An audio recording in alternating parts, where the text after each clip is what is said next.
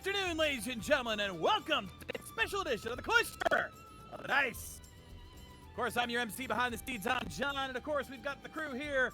We got Akira Coops, Lady K, Mildred the Monk, Nephenor Frawl, Xanatrix Zadari, and of course, new members, Theodore, and our special DM for the day, Trevor.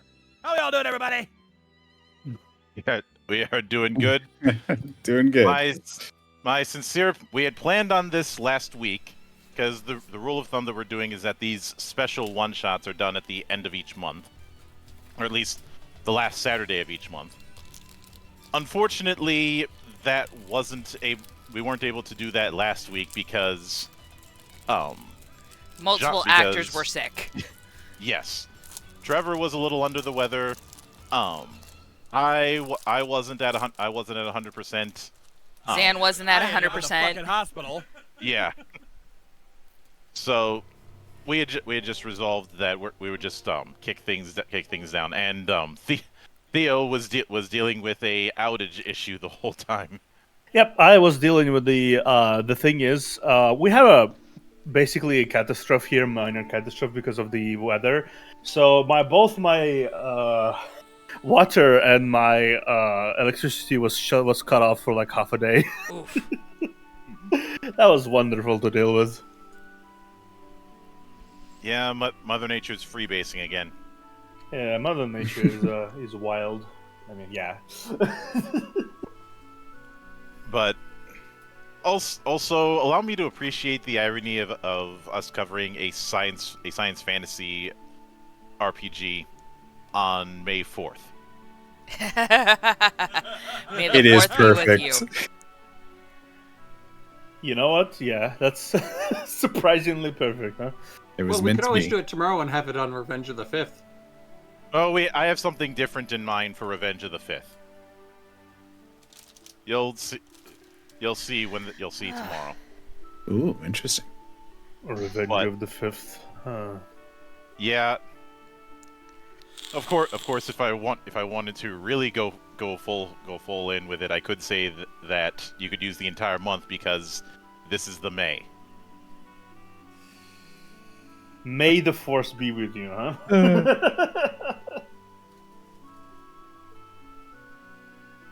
But anyway, obviously, Zan and I are no strangers to Veil of the Void or to Trevor, given the multiple times that it's shown up on the channel, including last month when we covered the Prophecy expansion.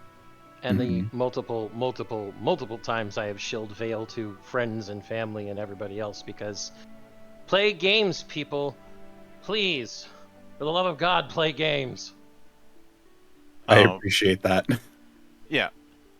Especially since there's way too I had said this back then. There's way too much unique that Veil of the Void does to really pass up on, and the only thing that I'd have to address, and I may address in the future, is the necessity of putting a pugilist in. I mean, I use hard light gauntlets as a mimic monk. I do the punchy. It's a case of life is good, but it could be better. I mean, not to spoil too much, but I do actually have a class like that will be coming out hopefully at the end of this year. Well, I'll keep an eye out. If it's just a class release itself, I don't think I'd be doing a Valley of the Judge just to that, much like with the recent Berserker release. Especially since if I do that, I know I'm going to make Clerks jokes. Or It's understandable. Jokes. Yeah. My love for you is like a truck berserker. Would you like for making fuck berserker? But I'd also point out that I didn't plan on having it for the last few months that Cloister would be focused on D6 based games. It just happened that way. Gotta love it. To quote Jeff Goldblum, life finds a way. you're only using that because you're not black enough for the Morpheus quote. Life, it seems, it's not without a sense of irony. And you're not black enough for that either. I can be black enough if I want to. There's a thing called blackface, Monk.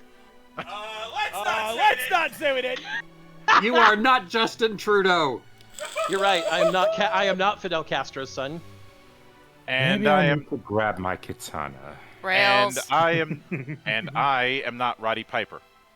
Yeah, rails. But getting back on the rails.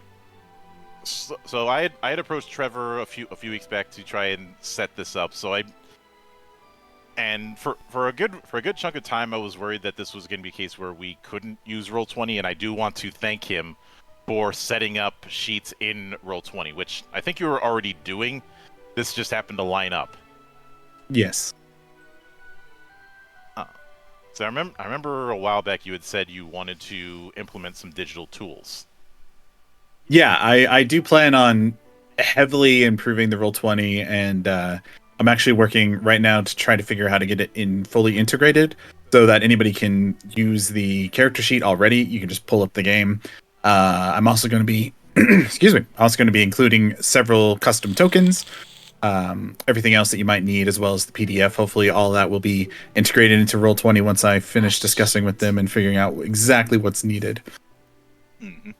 I try to make things as easy for everybody as I possibly can, as a single creator in my time. And we thank you for that. Mm-hmm. But with that said, since you are our guest GM here in the temple this week, Sorry. why don't you set the stage for us, if you would? Okay, yeah. So we're going to be playing Veil of the Void here, and we'll dive into our fun setting here. But basically, you all are a group of explorers working for Veil of the Void's universe version of the Adventurers Guild, basically known as the Exploration Guild. The Exploration Guild is heavily responsible for a lot of maintenance throughout the galaxy. Is not really maintenance of starships and things like that, though they do participate in that. More if a disaster or something occurs, they usually gather exceptional individuals to inspect or attempt to handle said disasters, alongside the majority of governments, such as the Star Council and those that control several sectors of the galaxy. But the Exploration Guild is heavily involved with, exploring and expanding, and then assisting when they need to. So our group of specialized individuals here are being gathered together by this Exploration Guild, as there has been, recently a strange occurrence that just happened in the galaxy. Mm-hmm. A ship that has been gone for roughly 50 years has randomly reappeared and is sending a distress signal to all major organizations throughout the stars. A very soft ping requesting assistance. And so our group of intrepid adventurers here are going to be sent out to inspect and see what's going on precisely with this starship. So that's our current setting of where we're at. Mm-hmm. And it is, I believe it's worth noting that the main interstellar travel is through the void, which can be convenient, but can also pose its own dangers. Yes, especially, particularly with the ship that has reappeared. It had a prototype warp drive. One that, warp drives in Veil of the Void are actually not overly common, because they do require you to travel between the realms, between the Void and your current realm that you're in, traveling through the Veil stream, which can be very complicated on a lot of starships. So most people use jump drives. This ship in particular was formed and crafted by basically every spacefaring species. It's come together as one large Leviathan class starship, working together kind of to unify as the group. Mm-hmm. And it had a very unique realmic travel warp drive, which has never been used before. And then on the very first day of actual activation of this warp drive, it vanished with just a quick blink of light, and it hasn't been seen since Now, until today. I'm detecting a definite theme and reference here.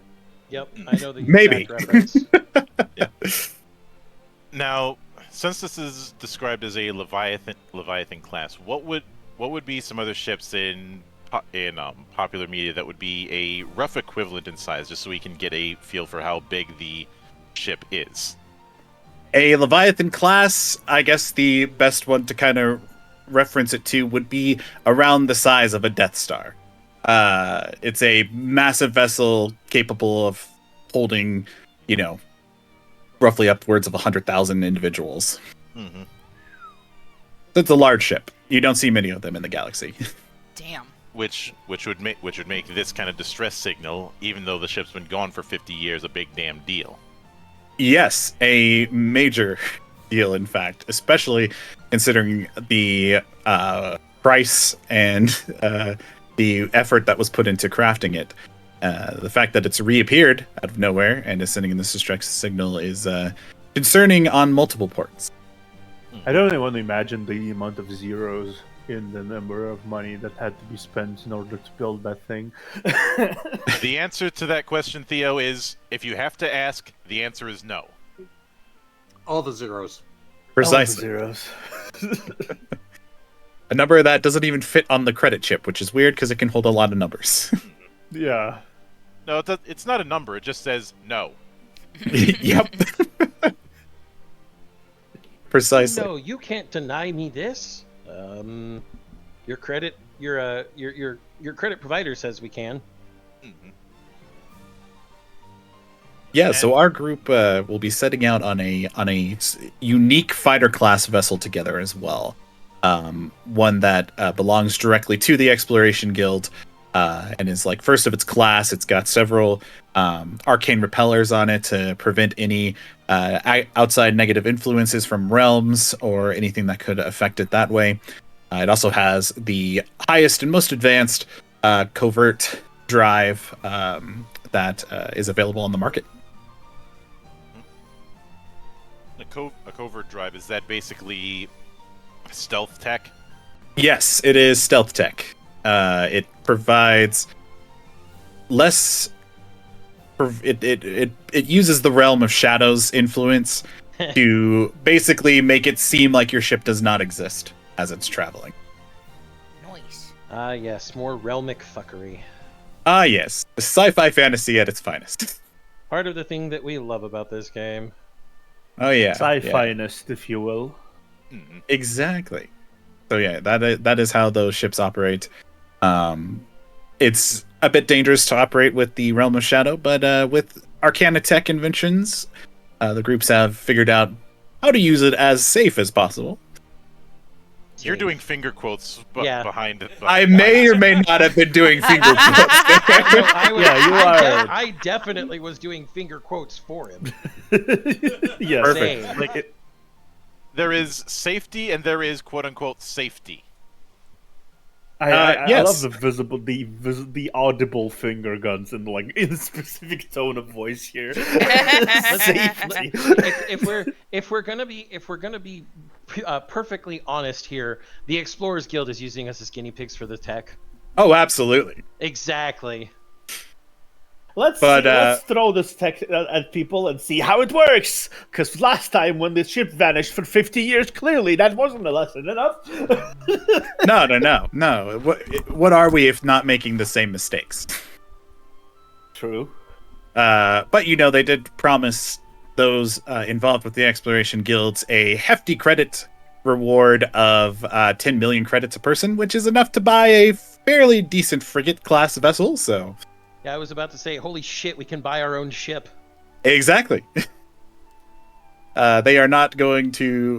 They'll include hazard pay as well, so it's not a bad, deal. Depending on how much you value your life. But it's not a bad deal, but it's definitely a bad deal. Exactly. It's not. It's a bad deal, but it's not a terrible one, which is already a good win in everyone's book in sci-fi. That's basically what you can hope for. Mhm. Thankfully, Oh my in God. this universe, the Exploration Guild does, value their explorers as much as a mega corporation could value one. I sense some hostility in that particular statement. Let's just say I've dealt with too many mega corporations in my years, especially as a contract specialist. Oh, gosh, you try to work with them at anything, it's just the worst. Either way. So, our group, they did inform you there was a meeting, and you did see that they're sending out an additional 20 exploration groups just like yours, each tasked to a different area to surround the starship and to approach it, as well as different parts of the starship that they've deigned each individual to inspect.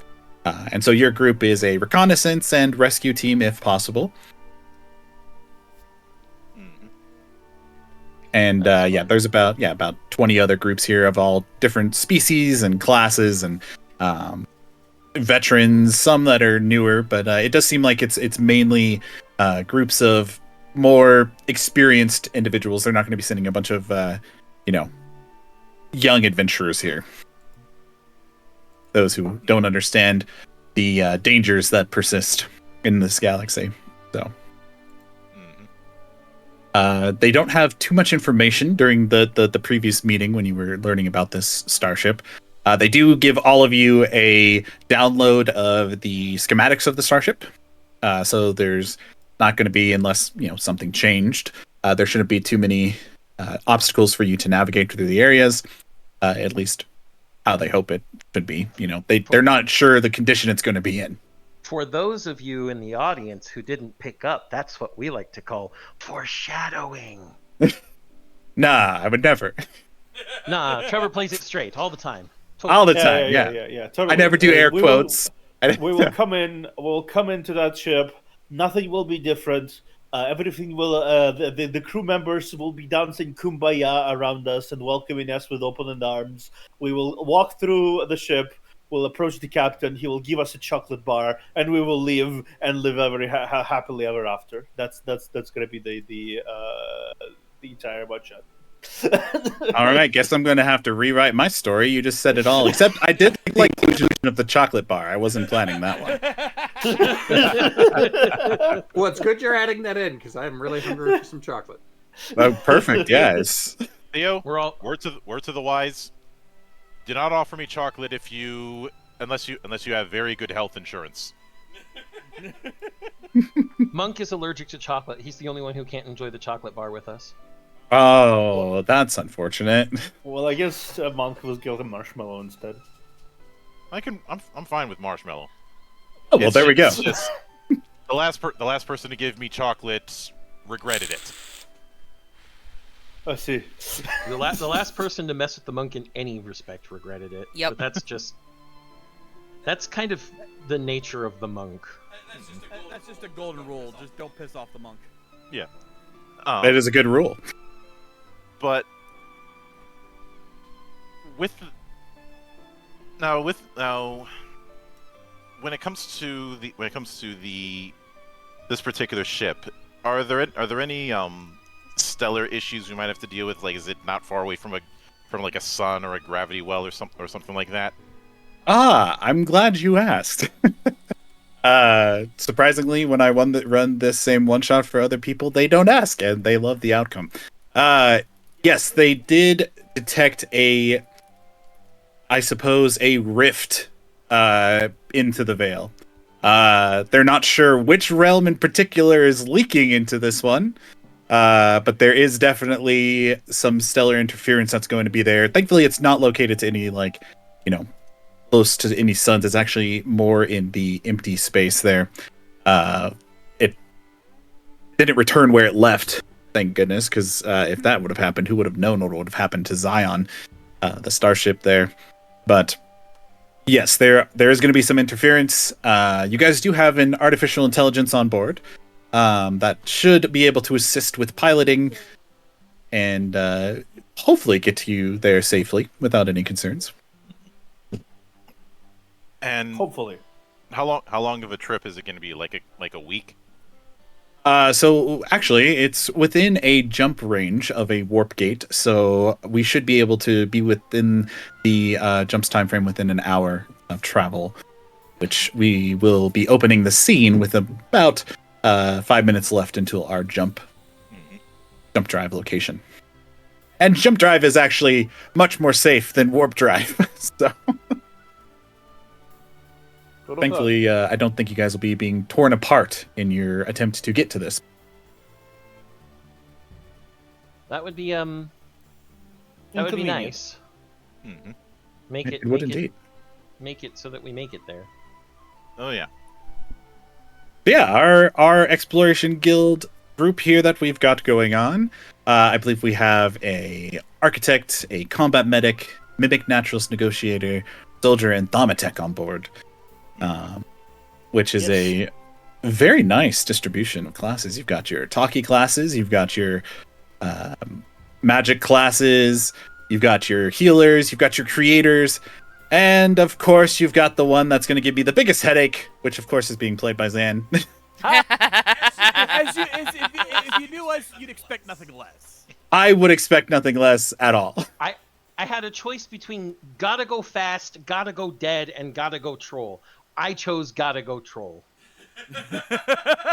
I mean, honestly, when you are posed with a question, if you want to go fast or go troll, we gotta do a little trolling.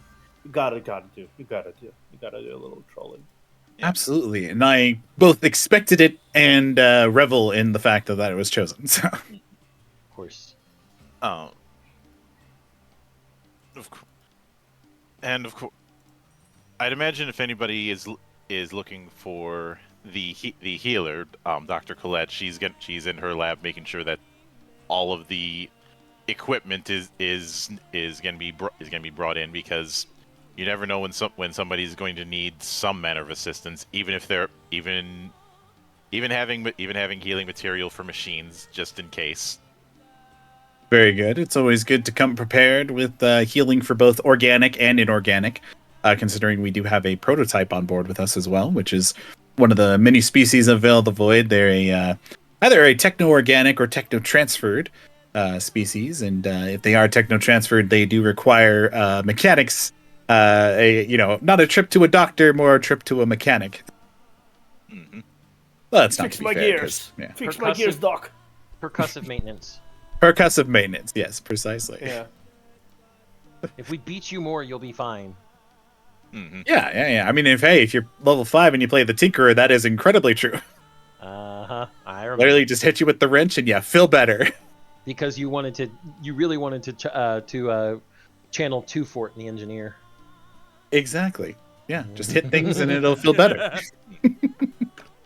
But yes, so our group will be here. I don't know if you would like to have any general interactions amongst each other before we jump, or if you would like to ask any questions to your friendly artificial intelligence on board. Proceed as you'd like. I'm probably just sitting over. I'm probably. Is there any kind of like recreation area, like a bar kind of thing? Of course, yeah. There is a bartender, and there's actually an entire tavern on this little frigate that you're on. He wants to get drunk and hit on the girls. Exactly.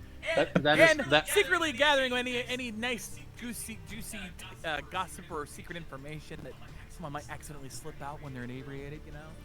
Goosey, juicy. I see. L asks the artificial intelligence. So, what class of emergency signal is this? Is there anything special to it? Yes, this is not a standard request. This is a emergency assistance request. There are 2 different types of SOS, usually one in which a ship has been damaged or disabled, but this seems to be a ship in need of immediate assistance. That does not bode well. It does not, but thankfully we do have the finest repairsmiths and medics aboard this one vehicle, and those that are going there as well. So we should be able to provide disaster relief as needed. Elle is, of course, just wondering exactly what else is what the catch is going to be. Well, unfortunately, we do not know much about the current situation the starship is in, so it is best to be prepared for any circumstances that may arise. Thank you, computer. Of course, happy to be of assistance. If there is anything else you need or request, please inform me before we travel. Elle has already walked off at that point. Yeah, I assumed. she said thank you, computer, just walked away. It's like, oh, okay, that's fine. All right. Yeah, there's I imagine in my brain there was like a moment it was like walking backwards and like finger guns. No, she just created a temporary reflection behind her that was waving before I see. dismissing it. Even better. Using your mimicry powers already. I appreciate that. I mean, might as well. Might as well, right? If Might you have as access well. to magic or anything else, might as well consistently use it as much as you can, because why not? Indeed. Mm-hmm. Once I reach level 5, I might just start using that type of magic. The disillusionist spec is very fun. Delusionist is It's great. a kind of magic. Okay. S-1534 is honestly just kind of like sitting in his quarters, and he's like he's mostly checking his equipment for everything. That's kind of the usual diligent of like I need to double, triple check absolutely fucking everything Mhm. kind of Yep. thing. It's more of an impulse at this point. It's a job instinct that kind of calms him down. So he's just doing that. That's fair. It's always good to double check everything anyway. Yeah. All right. Make sure all the wires are plugged in properly. Yeah. I do have a question. The arcane current, does that like flow all around everything from these rifts, or is that something I'll only see? So you see consistently the arcane current. The way the arcane current works is I like to think of it as if there's the greater like fiber optic cable, and then it's connected to each individual and arcana tech that it uses. So you see like a great vast wire network system, and you can see the Kinda potential like a root of system. magic casting people have. Yeah, a lot like that. That's interesting. And there are a multitude of magics flowing through this roots, which is why I like to compare it to like a fiber optic cable, as it has a multitude of different magic types all intertwined with one another, and then splitting off and diverging into each individual living being and arcana tech device that is consuming the arcane current as well. Mm-hmm. Gotcha. I just wanted to double check on that because one of Abelia's, I would assume, passive skills is that she can see the arcane current. Yeah, so you're one of the few that have been able to train yourself up enough to actually see the current manifest before you whenever you'd like. And it's a beautiful thing, and it does help with casting spells and giving you a better understanding to forming your own spells and manipulating spells as you cast them. So it's a very helpful ability that you have. Gotcha. A rare one too. Not every caster can see the arcane current. They can just feel it. Gotcha. Yeah. Nice. I think. Yeah.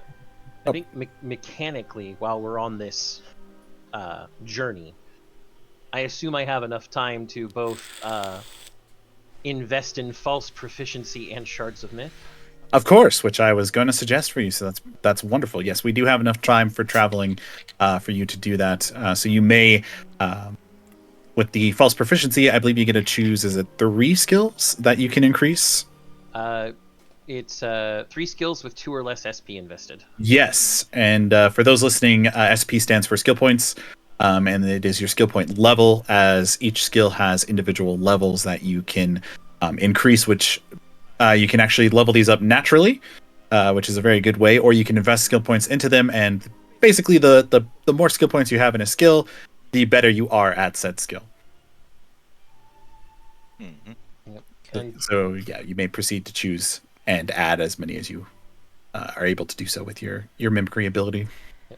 2 or less, so I assume that means at 3 I got a stamp. Yes. So I'm going to add +2 to dodge because it seems to be my primary defense here. Dodge is always very helpful. Yep. And then +1 more to covert. Wonderful. So I can be Being sneaky. Hidey, sneaky, dodgy, and also throw 2d6 reflection shards at people because fuck you, that's why. Yeah, you're definitely a I mean- troll. I love it. Yeah, it's as good as a reason you can get. Fuck you. That's why it's. Yeah. It's my favorite reason in the world. That's all. It I'm really gonna say. is. It's understandable. And for the one that was in the tavern, was it John? That was, Were you yeah, okay? that was- Perfect. So yeah, just listening, you do notice that there are several mechanics, as well as the jump drive navigator that's currently sitting in here. You know, it may not be great that your navigator is getting a little tipsy, but it's fine. That's what programming's for. But you do overhear that they are a bit concerned about the effects that the rift may have on the starship as well as the ship itself. So as a reward just for thinking about what, listening in the tavern, I'm going to give you an auto hit die that you can use at any time on your journey, whenever you would like. Add it to either a roll, or you can use it to add to damage, or however else you would like to use said auto hit die. But just keep that in the back of your mind. Yeah. And then I will also give our soldier friend a auto hit die that they may use as well, because you are preparing and going through your little ritual before we go here. So I like that idea, to be prepared for anything. Aye. If I may, would I have enough time to, and maybe this has already been done, would I have enough time to make sure that my blaster rifle is treated as a meta weapon? Yes, is that in fact, it already is a meta weapon for you. Mm-hmm. So you get to roll, instead of rolling with either weapons master or dual wielding, you actually get to use medicament whenever you perform an attack with this. And then the way combat medics work in this universe, whenever you deal something, you basically steal the health from that individual and can heal someone else. So you're in All right. a lot of fun ways to manipulate health there. Last question Yeah. for Abelia. Is there like some sort of terrarium on board where she can just commune with the plants for a little bit? So thankfully, this frigate actually does have an arcane room. These unique rooms are a module that you can add to most frigates, and you can actually transform it to feed off of and produce a realmic energy of the type that you would like. So for instance, if you go into that room, you would be able to switch the dial and activate the arcanic drive to change it into more of a natural biome that you can meditate and sit within. Well, that's what Abelia is going to do, and she's going to focus on her little critter friend. Oh, perfect. What is your little critter friend? I didn't choose anything particular, but if there's a species or type of creature you'd like. It's a frog, isn't it? I appreciate the You do not evil realize laughter. what you've done! I thought it was a hyena from how hard the laughter was. No, that's just her reaction to Okay, it. so for those of you who are new to us here in the Cloister, now my nickname is Kay. My full title for online is Lady Keru. Keru is the Japanese word for frog. Mm. Get it. Well, there's Gero, which is the onomatopoeian Kairu, which is frog. Yep. Now here's the question: Is it a little tree frog, or is it a massive, like, It's a big ass fucking toad. is it like a giant toad? All right, perfect. It is a big ass Oh. fucking toad who's battle ready. Gamabunta. That's all it is. It's just Gamabunta. Exactly. Ah, okay, so you just have a massive little toad that hops around with you. I can respect that. Annabelle I'm gonna is take wearing this a time- little lily pad on as a hat, for that matter. Oh, that's even course. better. I love this. I'm going to take the time to roll up those reflection shards, by the way. Perfect. Yeah, go ahead and proceed to do so. 8 more. 8 shards more on top of the 10 I start with. Hooray. Even better, yeah. And you can fling those even as an extra action on your turn to cause the confusion condition as well as the damage, since you are a mimic, which is just even more trolling. Of course. Of course. And while Who they're said all I wouldn't preparing for troll? mayhem, I'm just going to be sitting there organizing my scrap, doing it OCD style, so it's all in the right order. You've got the shinier scrap and the more dented scrap, and According to size, shape, color. of course, yes, it's the only way to be. You have to make sure it's maintained. But yes, so after a bit of everybody kind of working at their separate areas, the artificial intelligence just does come over the alert system to inform all of you that we have reached the jump point and we shall be jumping in 1 minute. So to prepare yourselves, especially if you've never been in a jump before, as there is a bit of, I guess, jet lag when you jump. So it's giving you the heads up warning.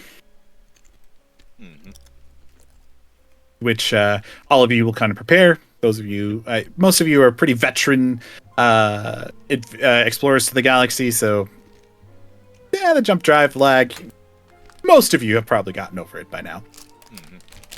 Or at least experienced it. Yeah.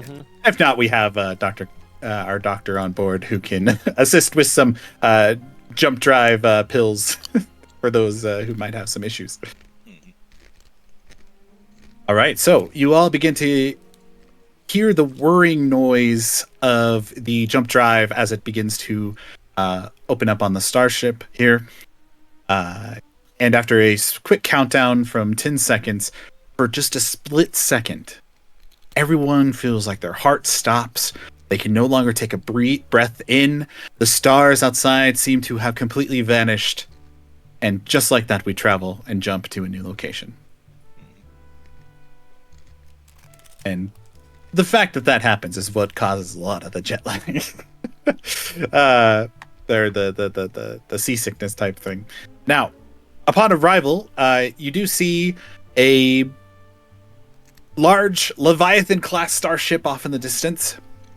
It also appears to be currently stuck perfectly towards the middle of this opening of this rift, which as you look into this rift, you see a flood of a multitude of different colors coming out.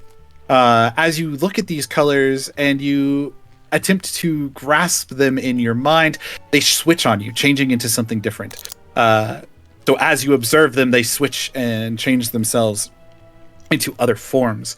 You even think for moments at a time you see creatures flowing out of this area, though they quickly vanish out of sight before actually exiting this realmic rift that we have here.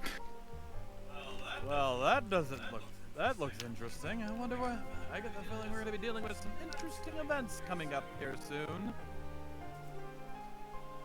Yes, and then the AI lets you know that the realmic repulsors, the arcane dampeners that have been inside, have switched over to the realm of presence. As it looks like the realm of pure imagination basically is leaking into our own, which is never a good thing. Except for you. The realm of presence itself feeds off the imagery and thoughts that people create within their minds, and a lot of the times it gives shape to both beauties and unimaginable horrors. Nobody really likes to see what this realm creates, so the fact that it is leaking into our own could be a bit concerning. Ah, sweet. Man-made horrors beyond my comprehension. Let me Precisely. See if Do that a Sounds little like bit better. Tuesday. Ah, sweet. Man-made horrors beyond my comprehension. There you go. Beautiful. So yes, that is where we have arrived, and shortly after it traveling here, the ship does kind of rock slightly as it has now entered into this not so much gravitational pull, but almost as if you're trying to fly into like a liquid space. And the ship more becomes like a submarine now rather than purely flying through the vacuum of space. Mm-hmm. Quite a bit of interference in the void today. Quite a bit. Thankfully, it looks like the pilot and the artificial intelligence aboard are able to guide the starship to your proper docking port. As you approach this vessel, you do see now that those creatures that you thought you saw for a moment actually are here, swimming through this colorful ocean almost, as a massive six-finned whale creature kind of flies over your vessel. I don't think it's supposed to do that. Not typically. While there are ecosystems within Veil of the Void's universe in space, there's actually an entire coral reef type system that's made of a multitude of destroyed planets that have come together to create almost a coral reef. You don't typically see this kind of creature in this area. Wonderful. So, after just a bit more moment of travel, and as you all are doing your final preparations, the ship does, or our frigate does dock alongside the vessel. To which you do see that this ship, while it's been gone for 50 years, and a disaster SOS has been sent out, the ship looks new. It looks like the day it was first gone. None of the paint has even been scuffed, aside from a few markings where you could tell some creatures had kind of like bumped into the ship and taken a little bit of the paint away. But other than that, it does look to be very pristine in its design. That is strange to see something in such good condition. Is it possible? I don't know about you, but I get the sense that maybe this thing fell out of not only space, but possibly out of time. Would explain the lack of time. If it fell out of time, then that means whatever was in it possibly didn't have the same relationship with time as the rest of the ship. This is true. Possible. In other words, this ship is probably not unoccupied. We might even find some of the crew in it. Some of the Among crew other and things, I'd say. yes, I was going to say Oh, no doubt. some other things as well. Yes, it's best to be prepared. Be on guard. Exactly. So our ship does dock. The airlock now connected. As it does so, the lights within our frigate flashes slightly, which our architect knows that that's not a typical thing that happens with starships when they dock with one another. So there might be some potential interference, or the ship could be absorbing energy from this frigate itself, just to keep in mind. Mm-hmm. Hello, crew. I am here to inform you that the airlocks are safe to exit out of now. I have also done a pre-scan, and it does look like the life support systems are currently still enabled, though they are functioning at 65% capacity.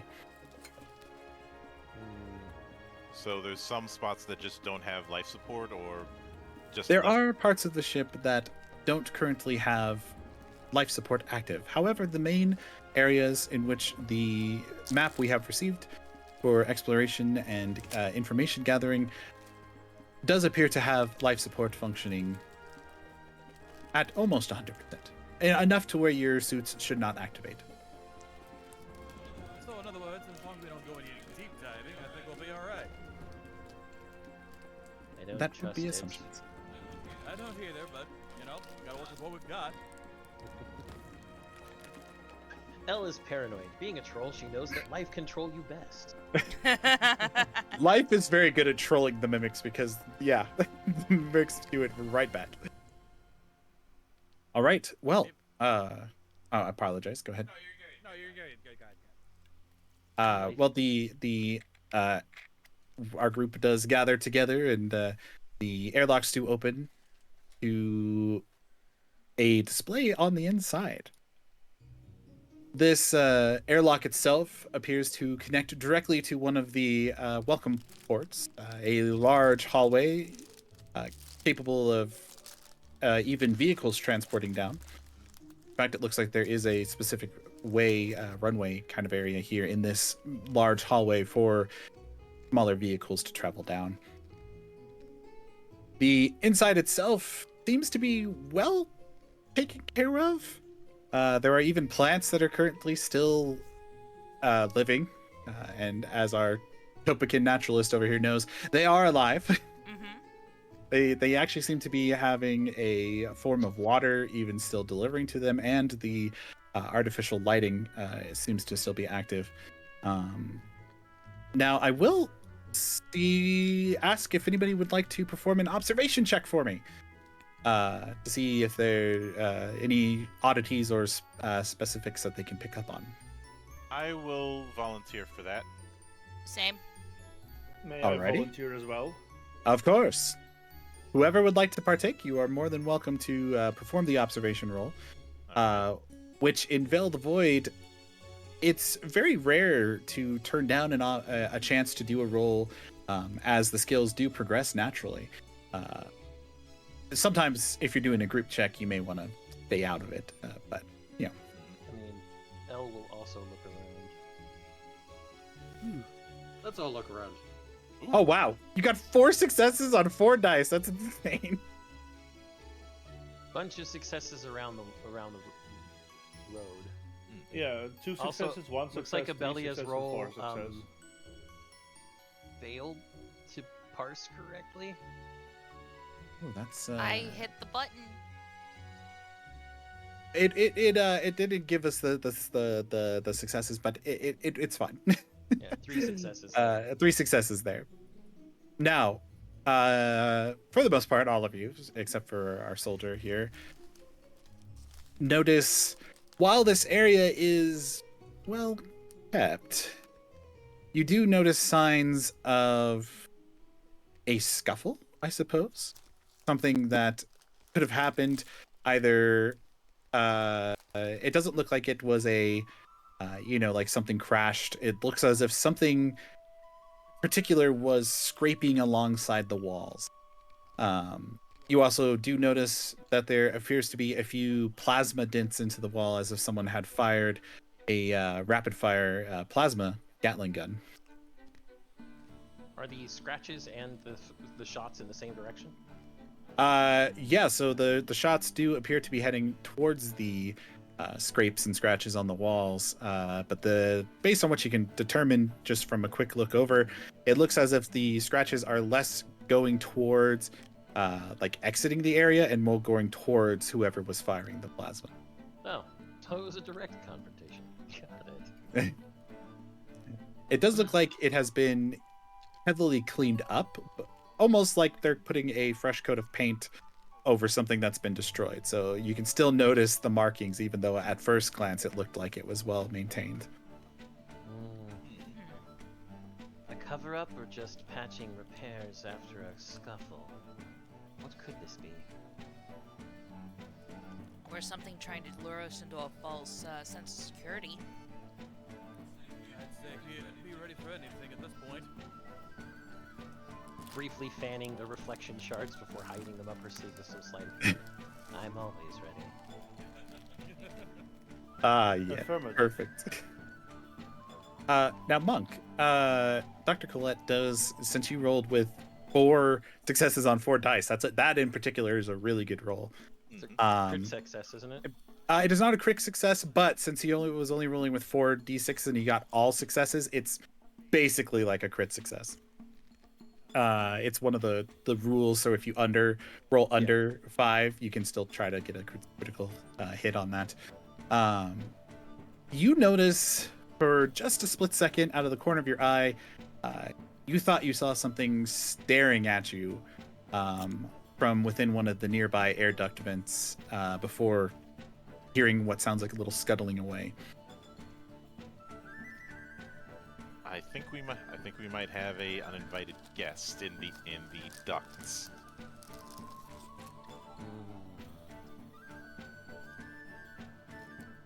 I don't think I'm quite tiny enough to follow along. No, and I don't think any of our friends are Take it small back. enough to fit in. How long would it take me to whip up a small bot to go check out the vents? Now that's thinking with our noodle as an architect. With the rules for the architect here, I believe since it would be a small, it would actually be a medium-sized creature that you could create. You would have to control it, of course. It would take about 5 minutes to craft and about 50 scrap. All right, let's do it. Make a small little drone to go check through the air vents. Wonderful. So for that check there, as our architect, I will need you to perform a crafting or mechanics check. Either way, you roll pretty well on both. Not today, I don't. Not today, but you do Ow. actually have 3 points in both crafting and mechanics, meaning that you can actually use a reroll. So if you would like to just reroll that entire check, you may do so. And that's a little bit better. Just a tiny bit. Just a little bit. Yeah. Thankfully, with Veil of the Void system, there's a lot of ways to manipulate your dice, especially if your character is decent in an area. So yeah, you Or has craft a lot a... of determination. Or yeah, if you have a lot of determination, you can also manipulate your dice however you'd like. But yeah, so you craft up pretty quickly a small little exploration drone that you're able to open up and put into open the ducts up and put inside. It does require you to manually control it, so you can proceed down the hallways if you'd like, or you guys can watch as the device screen lights up. Well, let's see what we can find. Try and chase down whatever the heck it is. Okay. As you control the little drone to go through this area, you do notice that, unlike the outside that was fairly well taken care of, this inside appears to have trails of, well, if anybody's played StarCraft 2, it's like the creep effect. This moving liquid on the inside that appears to go up in strands at different parts. So your drone actually has to like cut its way through as it's following this creature. Oh God, circling rush! Yeah, I was about to say it's a 4-pool rush. Yep. We gotta watch those. Oh man, the 4-pool rush was a classic It StarCraft. really was. It looks like the creature is able to traverse and go through this area a bit quicker than your drone as it's going through, but you do see what looks, before it kind of like goes around the corner faster than you're able to, it looks like it's I guess, almost like a little crab creature crawling through the vent. Crabs. It's always crabs. Everything becomes crab. Cancerization. Everything becomes crab. Carcination. Yeah, carcination. Carcination is a thing. Mm-hmm. It all becomes crab. Crab people. So yes, it does appear that you are most likely not alone on this starship.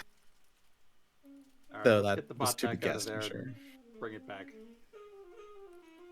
All right, perfect. Yeah, so it's able to come back out. As you see, it is covered in this viscous slime, but you're able to dismantle it if you would like as well, or to keep it active for a later date.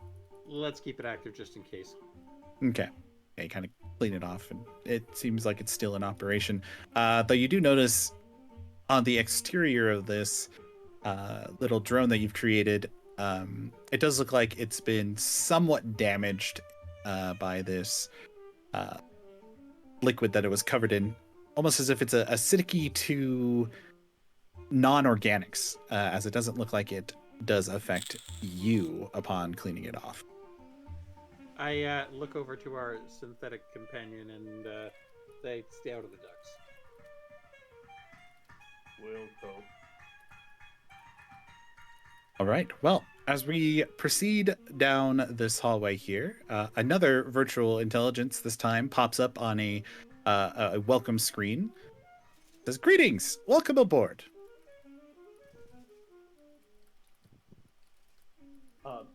The 1534 just kind of glances at the screen and remarks calmly, "Well, I guess that works." Yes, I am in current operation.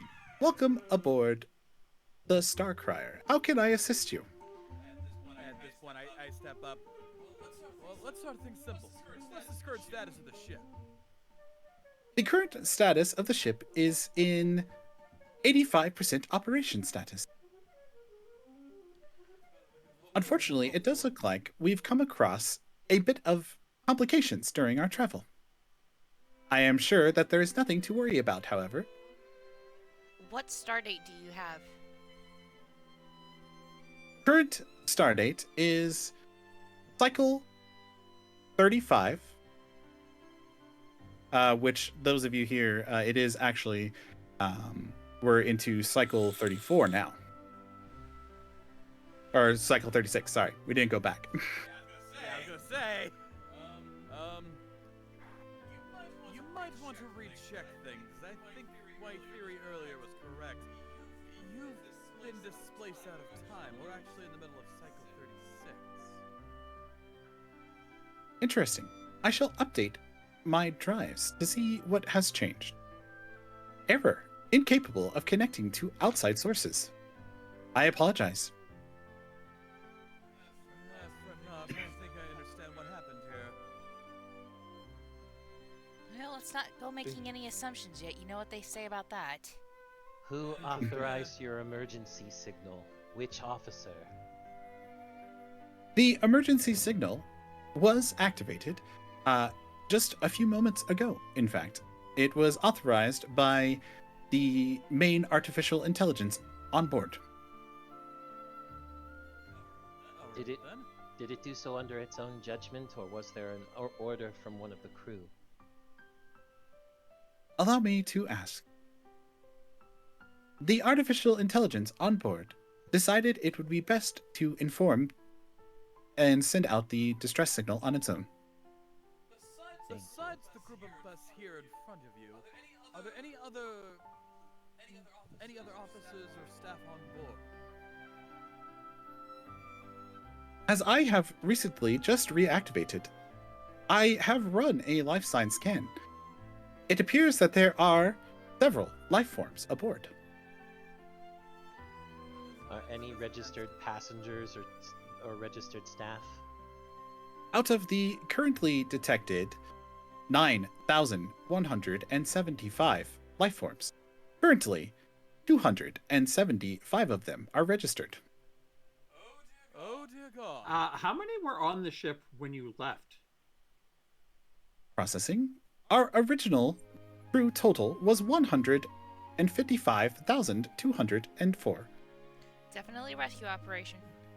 Yep, and it appears we've got plenty of guests uninvited to deal with. Not to mention, the entire crew has been reduced to less than 1% of their crew capacity at launch. Well, there's only one thing we can do. Could you guide us to where those registered crew members are located at? Of course, they are currently located within the medical bay aboard the starship. I will light the way there for you now. And you see the floor, these little like arrowed pathways kind of light up to show you that it's, proceeding down the hallway. All right, question: is that part of our map? Well, no. Last thing I yes. was going to do is ask the AI, compare the schematics in your internal map to these schematics that we have, and note if there are any major differences. Confirmed. One moment. Gives like a little processing noise. It also shows us a throbber. Yes, that's the Yeah. proper name for loading circles, by the way. Yep. The beach ball of death is just there. Yeah. Uh, I hate a that that's the little jingle of like radio. exactly. Precisely. We've advanced enough that we still have it. Oh no. Yes, so after a brief moment, it's like 30 seconds, it is a fairly advanced virtual intelligence. It does come back. Unfortunately, it looks like the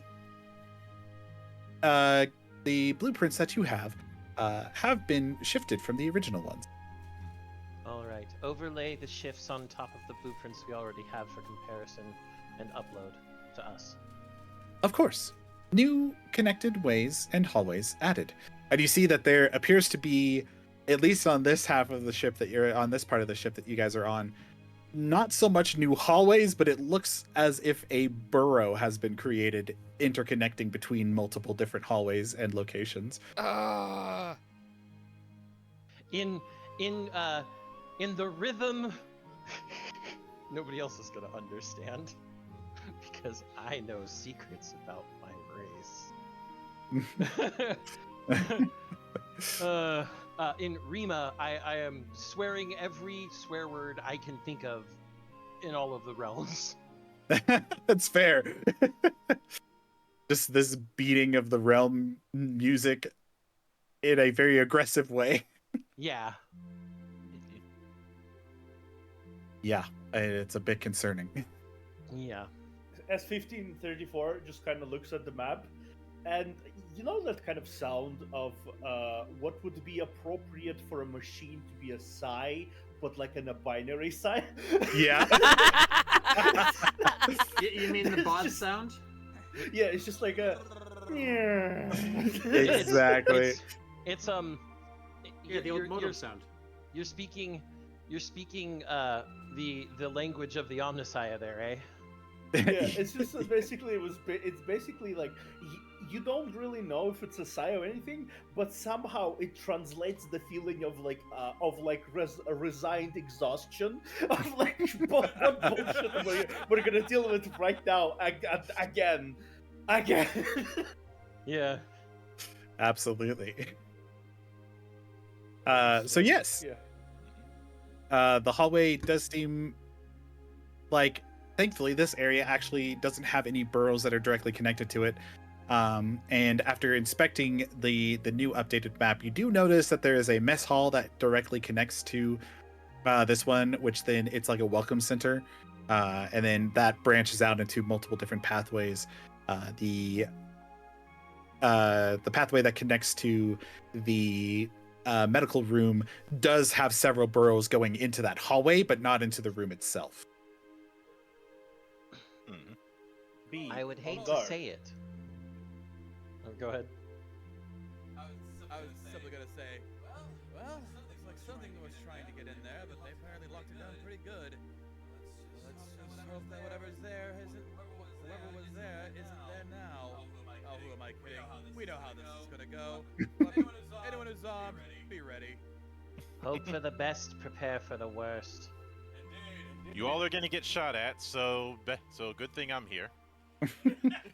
I also just immediately Sonic Rapier in hand, just like I'm just gonna just in case, basically. Auto sniper, wrist launcher, and the Sonic Rapier just activated, ready to rumble, and he just kind of clunks forward to take the front of the pack. Very good. You all notice as well, after you're proceeding to lead, you hear a staticky noise. And it looks like the VI has actually been disconnected. As you see just what looks like one large eye look back to you all before blinking out of existence. Oh, that's not good. Probably not. I'm Yes, we going proceed. Oh, sorry. Go ahead. I'm going to throw that thing into a hall of mirrors. That is a good Let me threat. stop you. Yeah. Throwing anything into reflection is a big screw you moment. Considering I could cut open a hole to reflection. Yeah. Have fun getting out. Bye bye. Don't lose your mind. Hope you like Mind Break because it's my favorite tag in all of the books. Yep. It's beautiful. All right, perfect. So yes, we proceed down this hallway, fully prepared and ready, so that you are. I will say you are all prepared for any ambushes that could arise at this point. Yes. Question. If I was not S 1554, I would have turned around and looked at that eye and see. I see you there. Oh, I Alright. see. I see. Quick question. Yes. If Abelia turns on her arcane vision, for lack of a better term, Yes. is she going to see any of these critters scurrying around? Interesting that you would do so. Go ahead and make a arcanting check for me, actually. All right. I gotta look that up really quick. Arcanting. Okay, there it is. Get the right window. Make sure to click your primary virtue button. Yes. Yeah, that's gonna be for mentality the or judgment. no, for judgment. Yeah. It's still not giving me Oh, my wow, That's success. that weird is that it's not. Oh, you know what? Try refreshing your Roll20, Okay. because I think you were still in Roll20 when I updated to the new sheets. Oh. I think that's what it's doing. The age-old rule: refresh before bitching. I mean, Monk. The only thing I'm gonna bitch about is that you're still Monk rather than your character. All right, let me pop this out real quick. Yeah, the sheet should look very Back different for you. over. Yes, it does. Haha. Okay. I figured it was something All right, like that. let's try that again, shall we? Let me move back over to Abelia. So, judgment. One Hey, success. that looks more like I was expecting. Yay! Must make sense. With a success, and then you can also turn that 4 into a 5 to give you another success. Let's do that. Since you have 4 points in there. And that's good because I was just looking for 2 successes, so you were able to make it. Woo!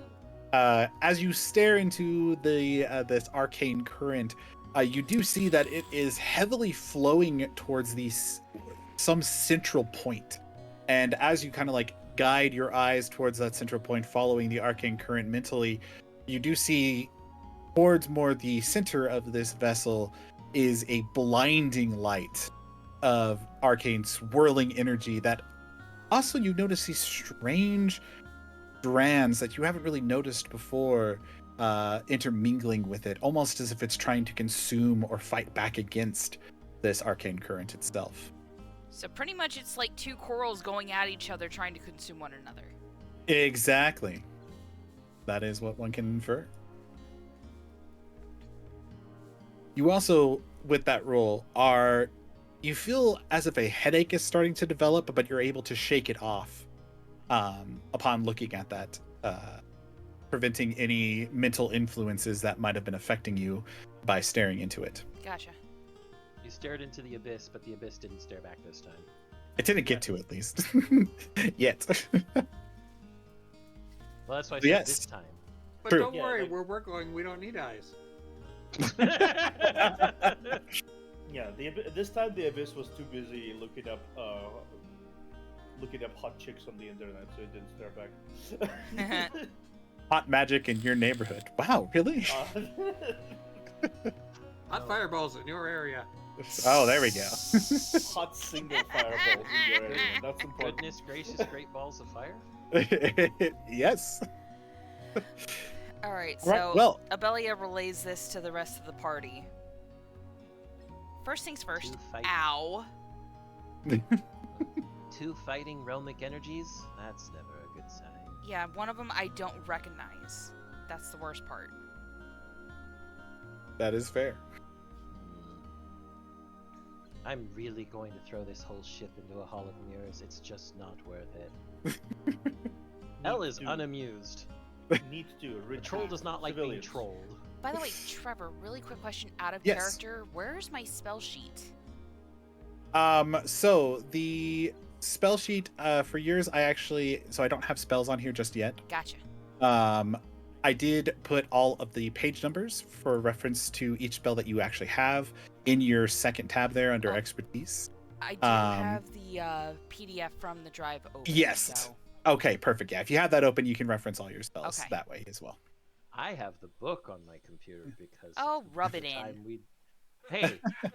We did a valley on this game 2 years ago now? Yeah.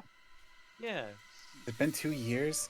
Reforged been out that long? Whoa, that's weird. It's okay. We love this game and we're glad to be playing it. Yes. Hopefully everybody's having fun right now. I'm having a good time. I love seeing people's reactions. All right, perfect. So our group now with that information proceeds carefully down this hallway, prepared for anything. And yes, you do enter into this large mess hall area, and you do see several cleaner bots going around. And it looks like they're trying to do their best to clean up what is actually a heavily damaged and destroyed room. It looks as if there was a lot of plasma fire, as well as little bullet casings, which, they try not to use caliber pistols in space. It's usually not good to puncture the sides of your starships or damage anything. So they must have been very desperate if they were using caliber-based weapons. You do also notice that several of these metallic tables have been flipped over into defensive positions, and several of them have large chunks either bitten out of them or some kind of acid has been placed to deteriorate it. Ah, shit. Further in we go, the more I don't like this. You shouldn't have liked this from the moment that time fuckery was happening. I didn't. I'm just saying it's getting worse. Mm-hmm. Fair. In fact, the closer and more you get into this starship, the older it starts to look, as if the outside was perhaps on a more of a newer temporal leap, where this one is starting to age the starship more as you proceed forward. Ooh, creepy ass vibe there. Yeah, just a bit. Yeah. I've been watching some hollows, very old hollows recently. This reminds me of a movie where a guy got stuck on a planet, and when he got back into space, 20 years had passed. I hope that doesn't happen to us. Fingers crossed. Elle, don't Fingers fucking jinx it. May I also inspect the gaseous in order to understand maybe what could have done it or something? At least what kind of form of life could have done it? Yeah, I kind of like that idea. Yeah, so if you're trying to inspect it, I'll give you a few options here depending on what you would like. I'll do an analysis, an arcanting. You could either do crafting or mechanics, or you could also do survival or tracking and hunting. Any of those options. Survival would be perfect because I have I have V is it or? V is vitality. Yeah. No. Okay, yeah. Let me see. Yeah, vitality 4. No, finesse. Is it good against finesse? No. Crafting. You could do a weapons master check with finesse if you'd like, to see if it's less of the creature that it could be and more of the weapon that might have done damage to this. Let's do honestly, let's do survival. Okay. Let's do survival, yeah. Which is yeah, let's do that. Okay. Yeah, so it'd be wow. Goodness. You are prepared. Five. S15 was not prepared for the clean room, but now that you've seen combat, you are prepared. Yeah, I am very interested now. Yeah, you're oh, damage. Look, guys. Also, since that number has come up, as one of the Toku fans in the crew, I am legally obligated to say, open your eyes to the next flies. Yep. God damn it, husband. I knew that was coming. See, this is why I have so much resistance. I held back from that. It had to be done. I'm just gonna hand mom this. Thank you, monkey. Hey, my daughter's just handed my wife a spatula. Ah, good. Better to hit you with? What? Hey now. Violence isn't the answer. It's Yes, the it is. question. The answer is yes. Wait, are you saying that your daughter went to Specialicity? God. I respect you all so much. I mean, it's especially very interesting proposition. You want to join me in the beating because you're on your way there. Throughout the galaxy just groans at all of these. I mean, what do you expect, John? It's not like he can flip it on a dime.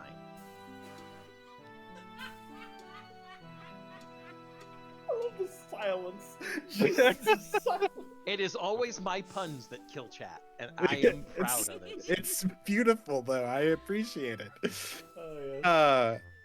So yes, with that roll, you do know that this seems to be a bite from an organic creature.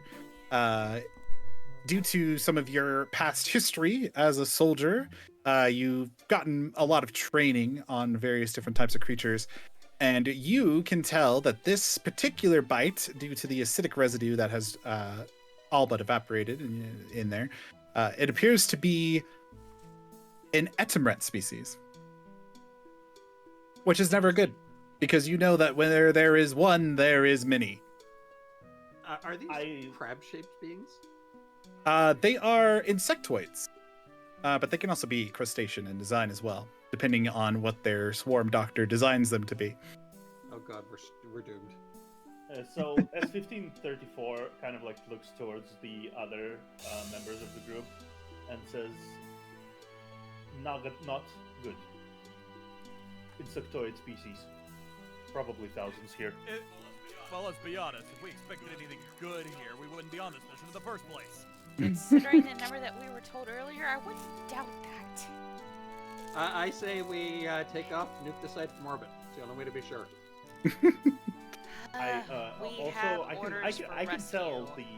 I can tell that the fight has happened a while ago, right? Because of yes, it's been a long time ago. At least you assume it would be based on how the metal has aged. Yeah. Although you do see recent scuttling, I guess is what it kind of be. You do see like footprints that have gone through the ash recently, heading towards the hallway where the medbay would be. Fights have been happening long time. Recent footsteps going towards the medbay.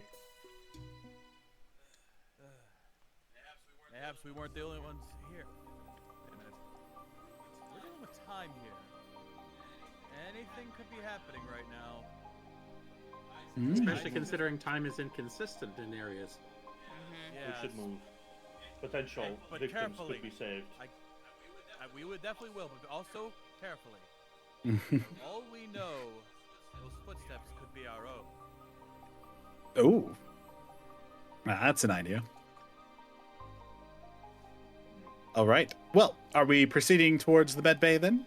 Yes. Yes, we are Go, proceeding well, towards the weapons medbay. drawn. Before that point, upon upon our good negotiators' words, I want to actually roll insight on myself to see if there's a future or past self here. Ooh, interesting. And as you are a mimic, that's actually something you would fairly understand. Mimics are very good at manipulating time and causing many paradoxes. Those trolls. Exactly. That's why I want to roll insight, since it's about people. Okay, yeah. Please perform an insight check then. Well, no. Well, there you go. Yeah. Hold on. Okay, that's nice. I like that. 3 successes. I'm kind of wondering if I want to spend 2 determination to move 2 of those 4s up to 5s and get a crit, though. So for the way the system works, is it has to be natural. Oh, that's right. In order to be a crit. Yeah. Let me go read that again. Now you can turn a 4 to a 5 and get it so that you have 4 successes. That would be nice. I will spend a determination to do that just because 4 successes is better than 3 and might give me more details. Yeah, that is true. Let me see here. You actually have 3 points in insight, So you can actually... Oh, and you roll with an auto hit on insights as well. Actually, wait a second. With that and with the... Yeah, you can actually get a critical success there. Because I was going to give you another auto hit, so you would actually get a critical success. Wow, okay. Okay, I'll take it.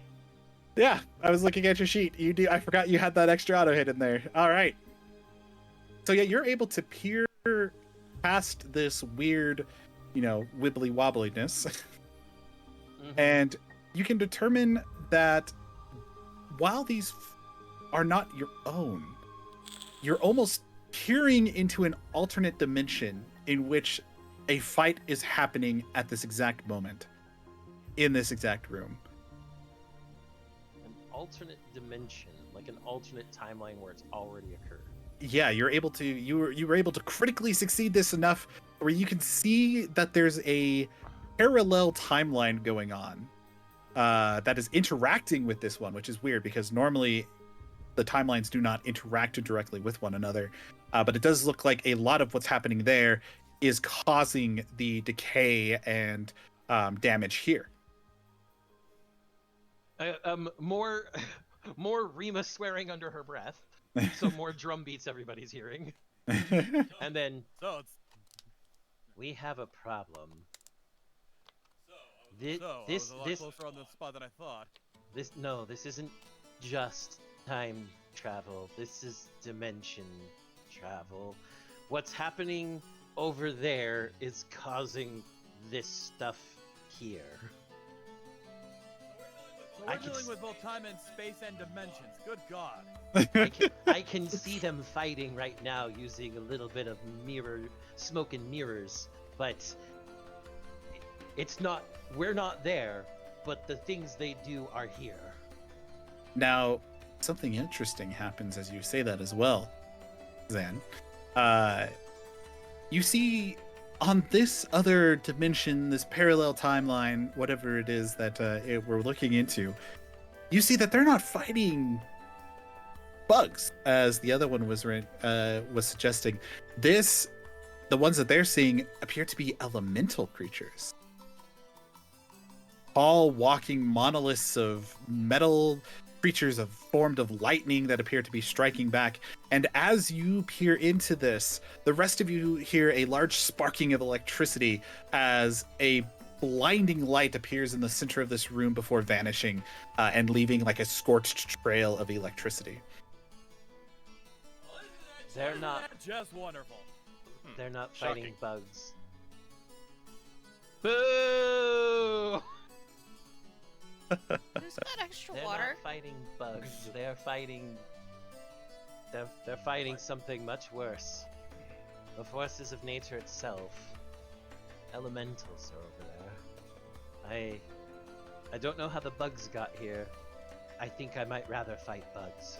I'm inclined to agree. At least the bugs can get squashed. Yes. Elementals. While mirrors work on them, they still are harder to deal with. Yes, elementals are very scary within Veil of the Void's universe as well because they love to consume and feast upon magic. So they really put a damper on a lot of magic users. Yep. And of course, Elle knows this. She's had to go to the realm of reflection for things Yep. and see reflection elementals. Oh yeah, and those are the worst. Those ones are the ones that give people madness and cause all sorts of insanity to happen. Yeah. Really lovely place to take a vacation. It is if you know how to go through it. It's true. I must say it. But I guess you really are a snack to them. Oh gosh. Boo! And people say my puns are bad. I mean, Well, you're a dad, so both that's can be expected. true. I look at S15, and then I go ahead and I look over at Solara, and I go, and you're a snack for Solara. 'Cause he's a prototype and Solara is an architect. Yeah, that's true. Let's see. I just smirk. By the way, do you mind having your leg taken apart real fast so I can make a bazooka? No. Yes, I channel Alright my there, inner rocket. Yep. But I Well, that also is need what the your eyeball. architects are. with that in mind, at this point, I mean, L being a Reaper wasn't very expressive to begin with, but the expression has become colder. If anything, L is just wondering exactly how the fuck this is all going to resolve and whether she's going to have to collapse a realm on somebody. I like that you're already thinking that far ahead. I can respect that. If I have to collapse a realm on somebody, I will. If it has to be the realm of reflection, even better.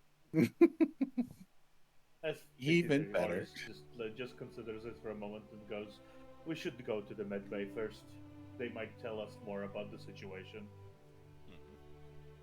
That All right. sounds like a good idea. Not a great one, but a good one. Well, wonderful. So we'll leave this battle trodden area and proceed down the hall.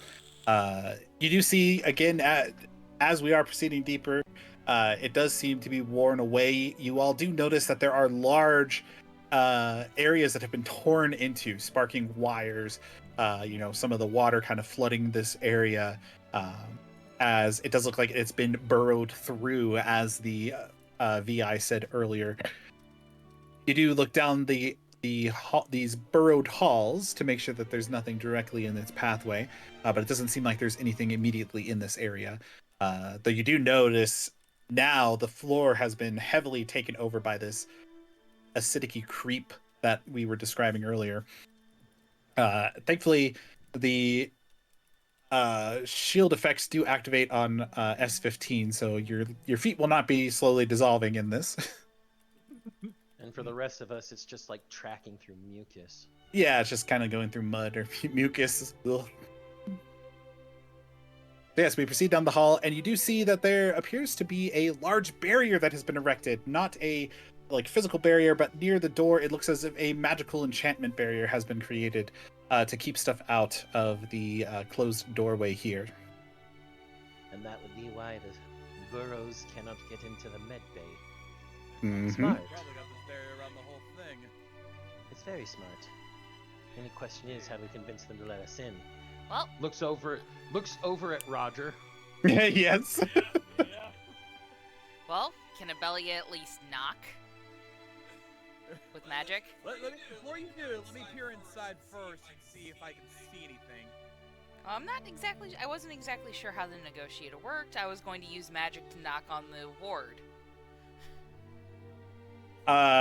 Yes, as we'll do that as you do that, and then we can have our negotiator as well proceed forward here too. But as you kind of interact with the barrier, it does immediately repel any magic that you try to interact with it as well. It appears as you do so, several ancient runes, in fact runes that are not very common to this day and age, actually envelop the wall and strengthen it as you touch it. Whoa. Reactive. Oh, I That's quite haven't seen intriguing. these in a long time. Mm-hmm. It reacts to pressure of any type. The hotter we hit it, the stronger it gets. It's quite genius, honestly. I have to Right. say it. The slow knife wins. It's true. May your knife chip and shatter. So we just basically Yeah. knock on the wall, knock on the door. Dun, dun, dun, dun, dun, dun. Now, can I see past the barrier to see what's inside, or is it blocking visibility? The barrier is not blocking visibility, but the door is closed. There does seem to be a communication panel on the right that has been left free for access. It's just mainly the door that has been boarded up with this protection bell. All right, well then that's my cue. I'm gonna go ahead and activate the panel and immediately call out. Is there anyone in there? Hello? Who are you? Identify yourself. My name is Roger. We come from another ship that just happened to be in the area. We got your distress signal.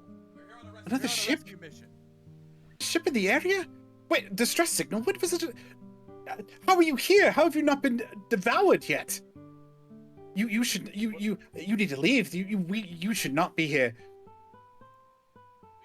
We understand the things just looking around, we can tell you've been through a lot. But we're here to get you out. We have a ship we can get you to. You. How can we trust you? There are others of your kind that are capable of making this conversation. Go ahead and make a speechcraft check for me.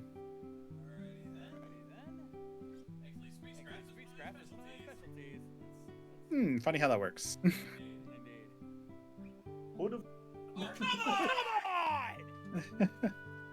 Well, thankfully, you have 4 points in your speechcraft, so you can re-roll that check. That's much better. In fact, you can also add a pip to that 4 to turn into a 5, so you get 4 successes as well, which is what I was looking for. So, yes, thankfully, like I said, Veil of the Void is very forgiving with its dice. If you're good, you can usually succeed something. Not all the times. Trust me when I say, all you have to do is, you don't have to let down the barrier, just open the door and you can see it with your own eyes, and then you can judge for yourself. You hear kind of like quiet whisperings on the other end. Fine, but notice the barrier will protect us. And the door kind of opens. You see a lot of scientists. Most of them are Elan. In very dirtied lab coats that have been heavily torn. Upon peering inside, you can also see that there are several children inside that seem to have been rescued, placed inside. And you also see a mage inside with a large Arcanitech staff currently producing this barrier, their eyes somewhat rolled into the back of their head as they're apparently incapable of much outer contact or communications. But the other Elan, with their pistols of what they have, open the door behind the barrier. I feel like seeing a synthetic life form, a big robot standing there, would kind of be convincing that it's not bugs. Yeah, I was about to say, yeah, with our negotiators roll, they seem, and with your presence and the rest, they seem to be calmed down a little bit. Is it true? You're from outside the starship? Yes. Yes. We understand that the circumstances you've been put under are quite unique, but we're here to get you out. Oh, thank the stars. We've been trapped here for so long. In an ever endlessly repeating nightmare. Time lived, that definitely explains a lot. Well, it would seem you are out because you reappeared back in the system. Oh, we're back in Vietnam? You kind of hear like all the people's, kind of giving a bit of rejoicing. Thank the stars. Really? Did you see any creatures on your way in? Is it safe to proceed back? No creatures are present within the vicinity. Let's double check that first before we make any claims. True. We hadn't seen any, but that doesn't mean there aren't any. They could be anywhere in the walls. We will protect you until the safer area. Right. El asks the scientist, you say you're back in Rietan, but which realm were you in until now? I can't say for certain. It's as if it was a multitude of realms collapsing in on themselves. If I had to theorize, I think there must have been a malfunction in our realmic warp device that we created. The prototype always worked until now, and then it malfunctioned, and I believe it collapsed all the realms onto us at once. That definitely explains what you saw earlier. That definitely absurd. explains what I saw earlier. Yeah. That's a little terrifying. El is properly freaked at this point. That's absurd. You'd all be... This place would... She looks around the ship for a second like, this place can't exist if that's the truth. It shouldn't. I can't give a strong answer of what's happening. But perhaps if we get to the core, perhaps we could shut the core down, preventing a total catastrophe within the galaxy. In theory, a multitude of realms leaking into this one would not be good. No, It that would certainly not. wouldn't be, now would it? We need to get them off the ship as fast as possible. Let's get them And- on our ship, and then we can proceed with the operation and try to get to the core. Now, those of you that were maintaining guard, not talking to these few, you all hear scraping noises coming from the burrowed areas as you see massive claws burst into this room, preventing your exit. And we'll switch over here for you guys to see what's going on. Abelia looks over her I shoulder. think Shut the fucking door! Shut the fucking door! Shut the fucking door! Shut the door, we've got him coming! I know the bugs have returned, and at that, they look at you and they're like, "We're sorry," and they close the door. We asked them to close the door, so it's fine. Okay, good. We're not mad at them, because we're like, oh yeah, we understand. And, time to introduce you to one of our traditions here, Trevor, because, ladies and gentlemen, it's combat time! Didn't need those eardrums. They'll just grow back, don't worry about it. We never did need eardrums. It's all right. I'm partially deaf in one of my ears. It doesn't affect me. Well, so am I, but it still affects me. Well, I'm also Darn. seated like. It'll help you even out your ears. Oh, I'm also seated like less than 5 feet away from him. So. Okay, that's fair. I'm He's getting it twice over. That's fair. My condolences. All right. Well, so each of you, in order to get our initiative here, it should be pretty easy. Just click your token and then open your character sheet and then just hit the button next to initiative and it should add you to our turn order and everything should calculate out for you. All right. Initiative. Done. Initiative. It's the R button next to the word initiative. Mm-hmm. I'm looking for the word initiative. I don't see it. Middle of the top. Middle of the top. Oh, dirt. The good old Adam Rat. Yes. They are one of my favorites. I love adding them to the universe. At least they're none of the big guys from the Adam Rat. Abelia did not get at it. I think you forgot to click the token. Yeah, that's all right. I'm adding them here, so Alright, you're good. 5, 6. Who did I forget? I'm trying to. There we go. I'm added as 9, apparently. I'm trying to Okay. fix some issue here because I don't see the map for some reason. Oh, So Refresh. He's refreshing. yep. I now see the map. Beautiful. And so he just has to click on his Yeah, I was basically just like trying to fix shit. So I fixed shit officially. So now I'm good to go. Perfect. My shit has been fixed. That is good. Uh, So yeah, click on your token on the map. yeah. I already clicked at it. There you go. There you go. I found the mission. Perfect. Wonderful. Okay, and then we'll do this here, and we'll just add this because Roll20 has this beautiful system that lets you keep track of rounds. Yo. All right. Okay. And then the Etimrets all go on the same turn, and they rolled fairly high. They got a 9. Holy Cthulhu again. But we do have 2 people that have actually rolled higher than them that get to go first.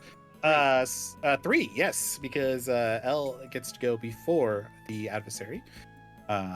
So we will go here with either Solara or Cassiopeia, whoever would like to go first.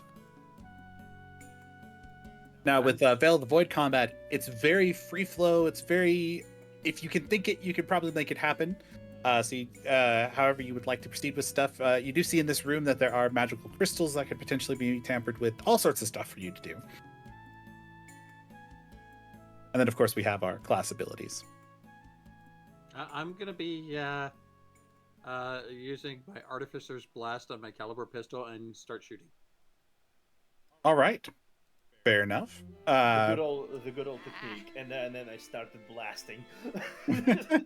So anyway, I started blasting. So anyway, you started blasting. I want things dead. I do not want these giant, whatever these are, alive. So my first thought is kill it. Kill it with fire. Yes, that is a good way to do it. So yes, that would require a weapons mastery attack. Though since you are using your Artificer's Blast, you can actually roll a mechanics check there. If you do want to roll mechanics, where it says 1 for the bonus dice, you want to add 2 additional bonus dice to that, because anytime you make an attack in Veil of the Void, regardless of the source, you always add +2 bonus dice to the roll. How do I do that? Well, I'll just add it for you. But usually you just click the number total under the bonus dice, which is the third box over, and that will add the bonus dice for you automatically. But you can just hit the mentality and you're good to go.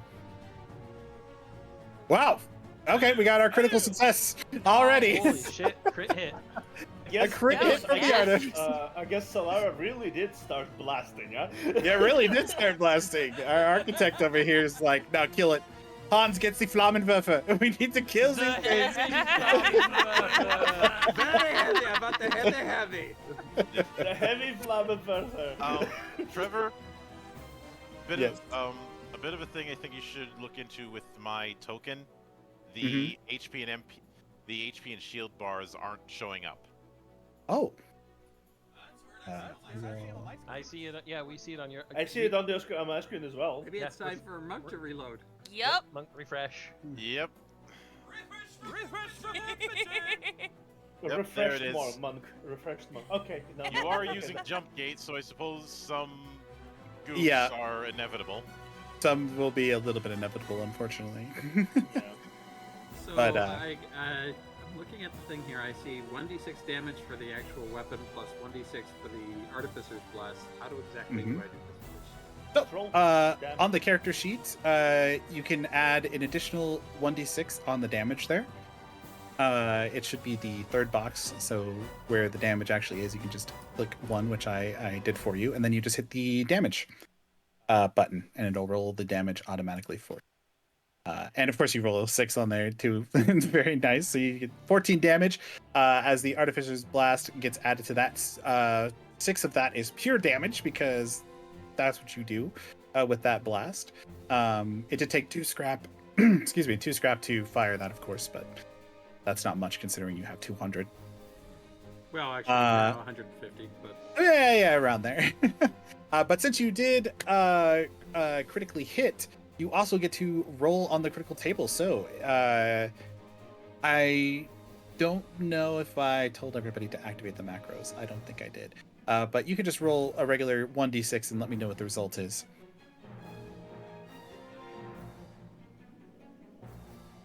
six.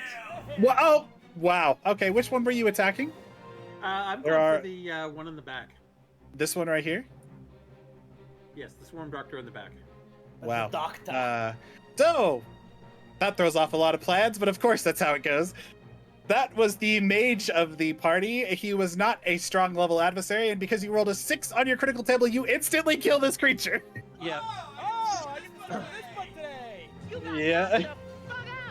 Yep. So 6 on the critical table. Weak spot. You found the weak point of an adversary or landed a headshot and instantly kill average adversaries. On Yeah. player characters and strong and greater adversaries inflict 2 times total damage. But since he wasn't strong or stronger, it's just insta-death. Yeah, how do you kill this creature? You insta-gibbed him. Good job. Yeah, you did. Geek the Well, mage. that's exactly the idea. You always geek the mage. Always. Always. Yep, it's always good to do so.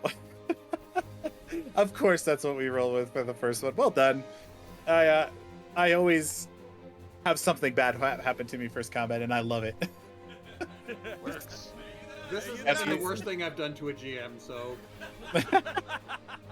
Well, No, it's the worst- beautiful. The worst thing I ever done for a GM was accidentally drop kick a fucking dragon to death. mine Okay, was well, I a- don't feel as bad. Mine was a No, critical yeah. headshot on the big bad evil. Yeah, no, Nice. what happened is I was basically doing the reckless barbarian thing, and it was like, I'm gonna fucking do a wrestling move on it, right? Uh-huh. And it's like with the pulling the wings and like slamming it into the floor. And the GM looked at me like sighed, okay, roll it. And he looked at me like this is not gonna happen. I rolled natural 20. Of He course. just like slowly sinks his hands in, like head into his hands and just describes you jump on the back of the dragon and just fucking a German slam this dragon into the burning floor beneath you on the castle.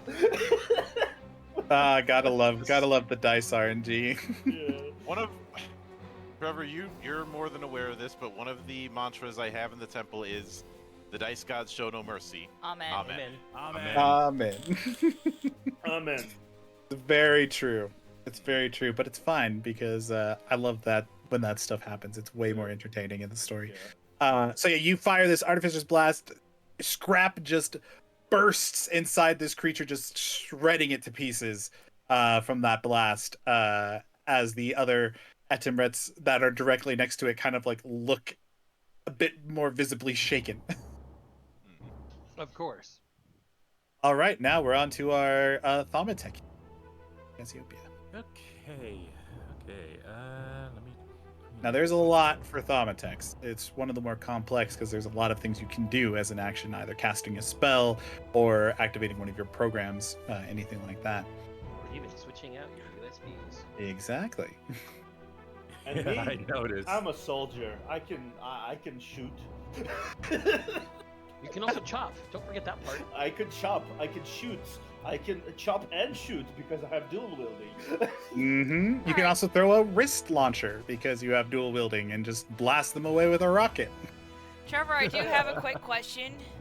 Of course. With Abelia being a Topican, are Edomrets her natural enemy? Oh, absolutely. They actually Because they're feast giant and freaking consume. termites. They Yes, are, it's and the word they termite backwards. I it know. is the word termite backwards. It's beautiful. That was the joke we made back then too. Yep. They actually are known for feasting upon the roots of the mother tree, which is completely against what Topican and Naturalist are for. So Edimret are the natural enemies of the Topican species and Naturalists in particular. All right, last question. How does the square system work? Is it just one of these little ones, or is it a 2x2 for the token? The tokens are 2x2 just to make it a little easier to navigate. I'm Got always it. bad with the 1x1s, but every square counts as one. So. Okay, just wanted to double Yep. check that. Yeah, you're good. And the measuring system works that way as well, so it'll show you that there's just one square away Okay. or anything like that. So. Perfect. All right, back to our Thaumatek. What would you like to do? I'm thinking.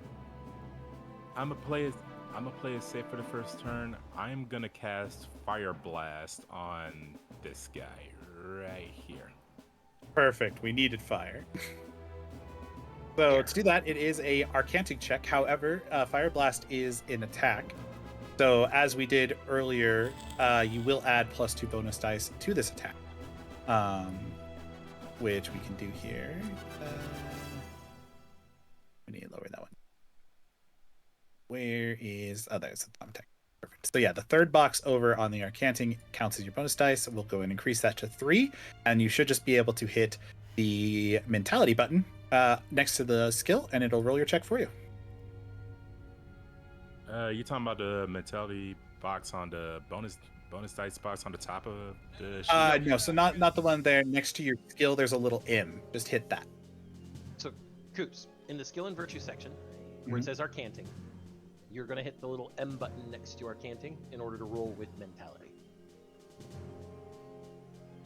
Or can't. It's the So, second skill. are you on the first page or the second page? I'm on the first page. Okay, so It's the we're second, under where it says skill point abilities and it says skill Yeah. and virtue. At Yeah. the very top of that list, you'll see analysis, and then you'll see Arcanting. And Oh, I see it. I Arcantic- see it. Just click the M. Holy shit! That's Very a critical. nice. Another critical! Wow, you guys are just killing it right now. That's so funny. Quite literally. Yeah, literally.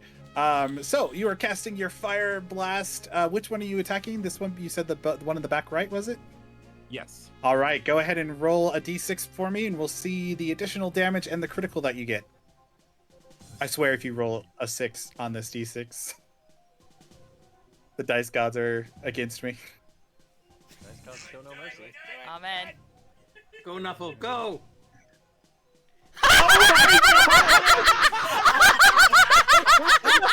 Trevor, you fucking jinx! I jinxed it! You did this to yourself, Trevor. You I did. It's all right. I've only myself to blame. Yeah. Dun, This is a dun. case of And roll another 20 one save. bites the dust. I love the Yeah, fact another that I love one. this is the first encounter. Dangerous. First move goes pew dice. Second goes pew dice. The last little spitter goes. Why do I hear boss music? Wait, I thought we were at the upper hand here. You thought wrong. All right, excuse me for just a second. I gotta explain this to the kids. John, I think you have Oh, to hit the man. button again, don't you? Oh yeah. Please, please. Would you say that this isn't just that this particular fire blast, there isn't anything left, just Oh yeah, dust? it was the super flamer. Yeah, this one, you just hear this screeching noise as it completely burns up from this fire blast that you've launched in that general area. Just nothing but a pile of smoldering ash left over. Yeah, I just imagine like the scientist inside watching the comments is like, we were having so much problem with these. Who the fuck are these guys? Right? Yo, Hey. somewhere in a different universe, Cervantes is literally just looking at me with a smile. You see, this is why the Explorer Guild hires individuals that know what they're doing. It is. That's so funny. All right, Elle, that it is wasn't now mine. your turn. Oh crap, that was John. Give Not me, me. Xanthia is giving us all a thumbs up. Ah, give me a second here. I am trying to figure some stuff out. Okay.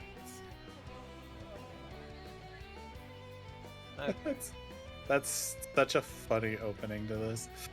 It's a nice opening. I like It's it. beautiful. Yeah. I love it. I'm very proud of you all. I am a. Okay. So, L, of course, is like, I have some useful friends this time around. Gonna move forward. 6 was right here. 6 is Yep. my maximum movement range. Mm-hmm. So 6 can go up to here. Oh, one more. Mm-hmm. Well then, that puts me in attack range adjacent, right? Because adjacent's all the squares around or something. Yep. Yep. All right. Well, L decides 2 smaller fuckers have died here. The big fucker has to at least take something. Mm-hmm. And so I'm going to hit him with my hard light gauntlet. Alrighty. And so, Would you like me to move your token towards him? He is no longer the intimate. that works too. Thrasher. He is an intimate big fucker. Yep. Okay. So, weapons master with a finesse, correct? Mm-hmm. So, let's click the button.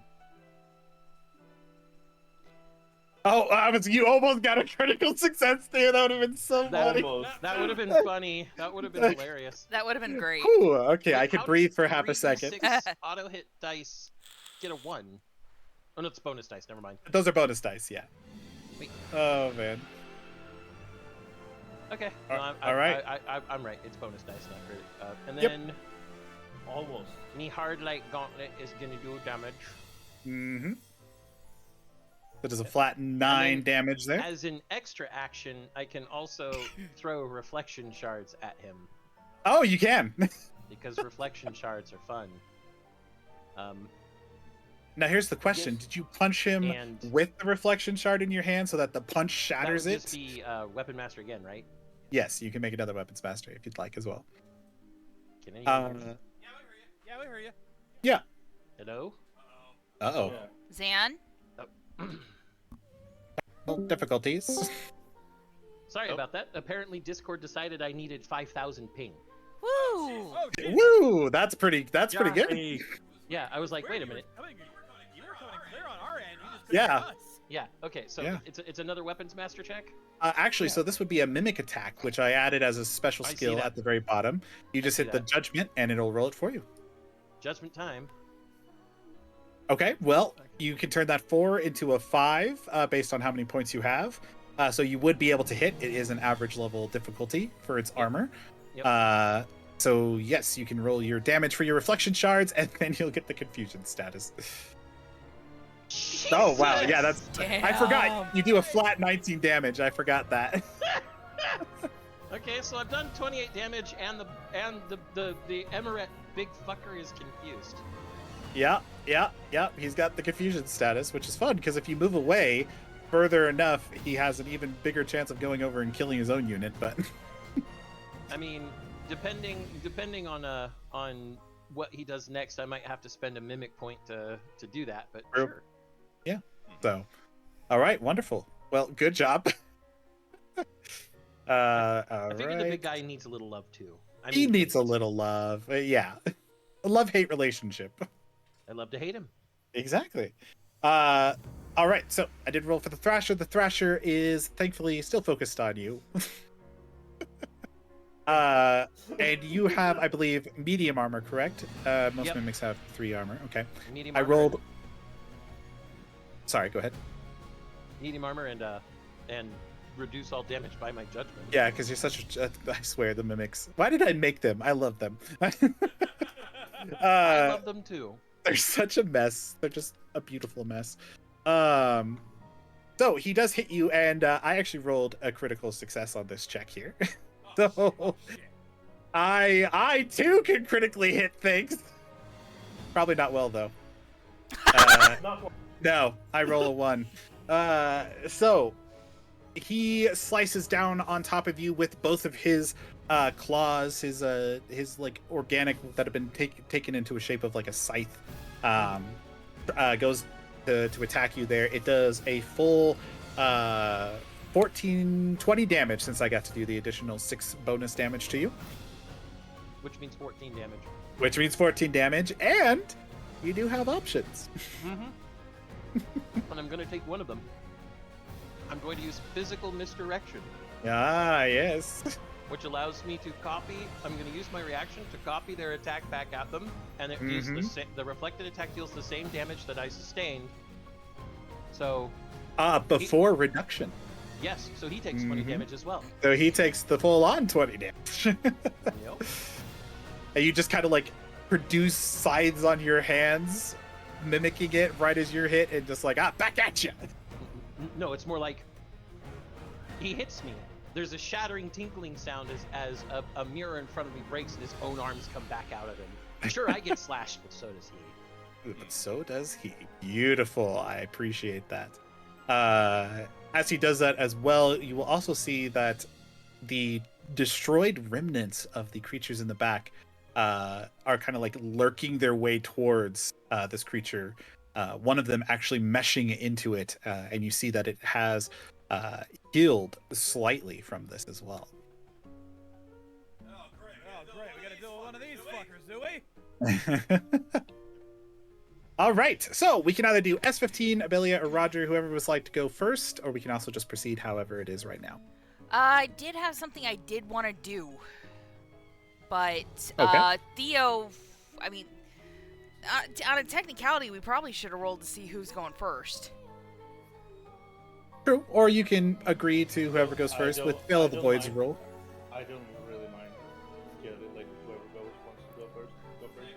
Same here. I got that. Well, I do have a big one because I've been trying to map out distance.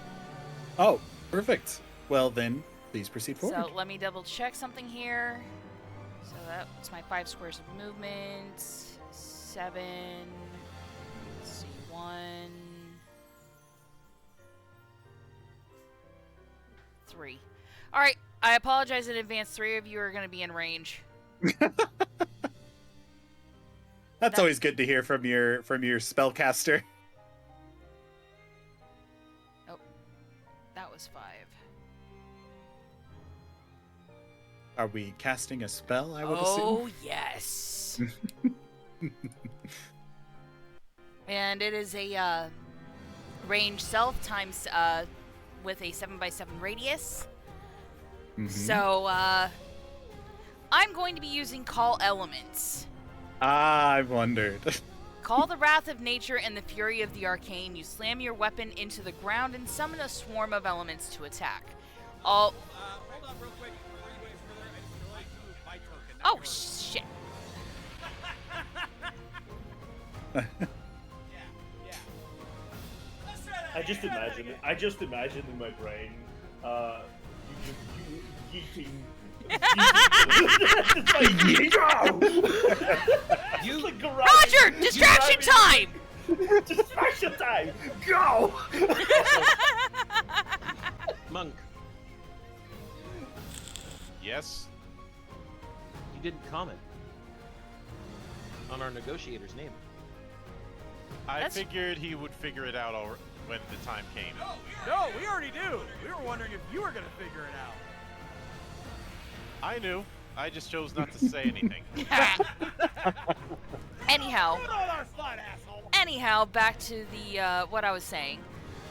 Slam your weapon into the ground and summon a swarm of elements to attack. All beings, excluding yourself, within the field must perform a hard 4 balance check. On a failure, they take 3d6 plus judgment elemental damage. On a success, they take half damage.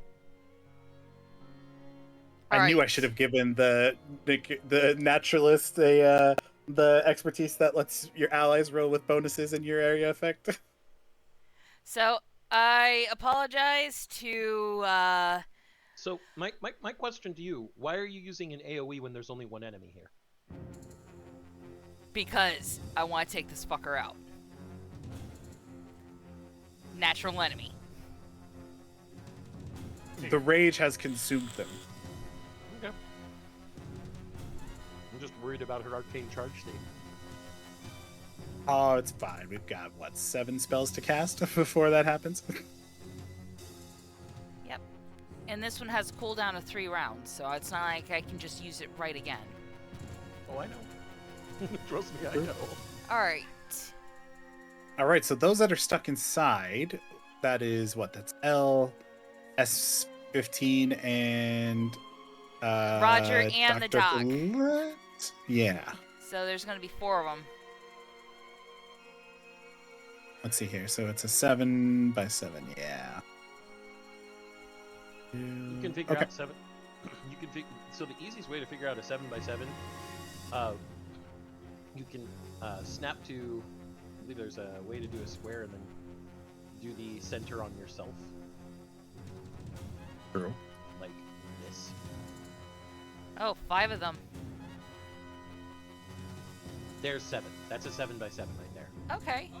Only Elbow is gonna get hit. No, this is. Do you see the giant green? Oh, I'm not broadcasting everybody. Hold on. One more time. That's a 7x7. So it's a 7x7 focused on I am the focused- target. Oh, is it on the target then? Oh, it is on the target?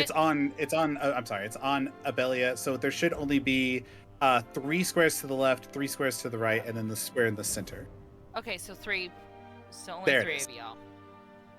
I barely. I was got like, it, that but- looks a little big. I know I make a lot of really broken stuff, but I don't think I made that big. Yeah, that'd be a that 7 would be a 14x14. Yeah. Mm-hmm. I mean, I know that hold on. I know that there are certain superlative spells that do Oh yeah. this right here. Oh yeah. And that is small for some. Alright. know. So, Twenty Yeah, that is was pretty weird. big. I got booted and reconnected. Oh. how... Strange. Alright, so how would I roll this? So you need to see if you can cast the spell first.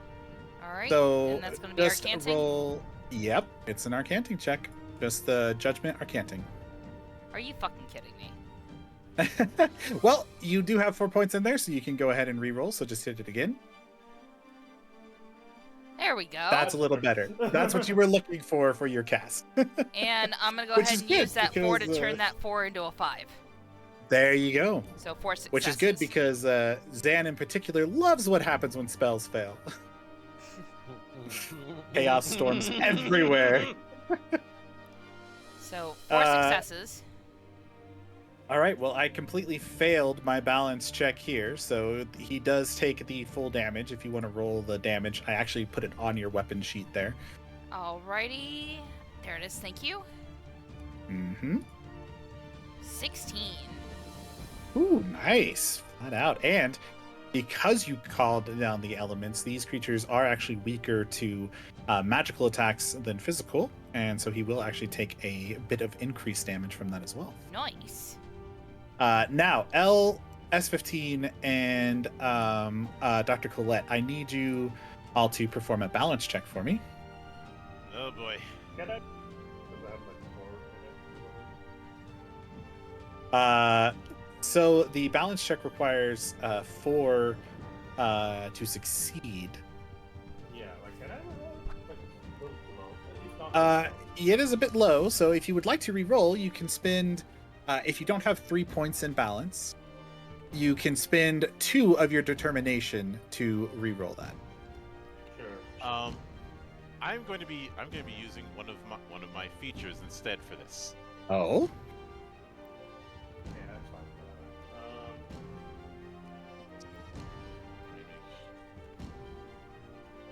And I believe this is something that I'm getting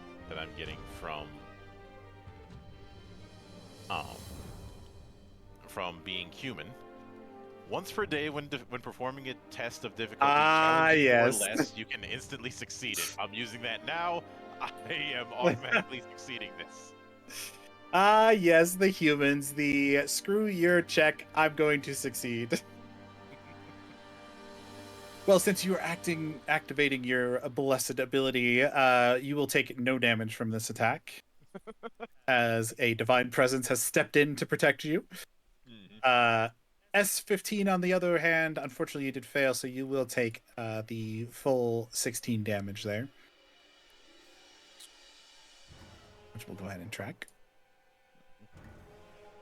And yeah, I believe that should be everything on Abelia's turn. I'm going to use 1 determination to increase that 4 to a 5 to get 4 successes. Okay. You have 2 points in balance, so you don't even need to do that. You can actually just add the 1 pip that you get from having at least 1 point in there. Okay. And you're good to go. Okay. Keep your determination. Yep. Keep my determination. Okay, so you'll take half of the damage, so 8, and then you get to reduce that by your judgment. I'm taking 2. You're taking a full 2 damage. Look at you. I'm taking a full 2 damage. And that's that. All right.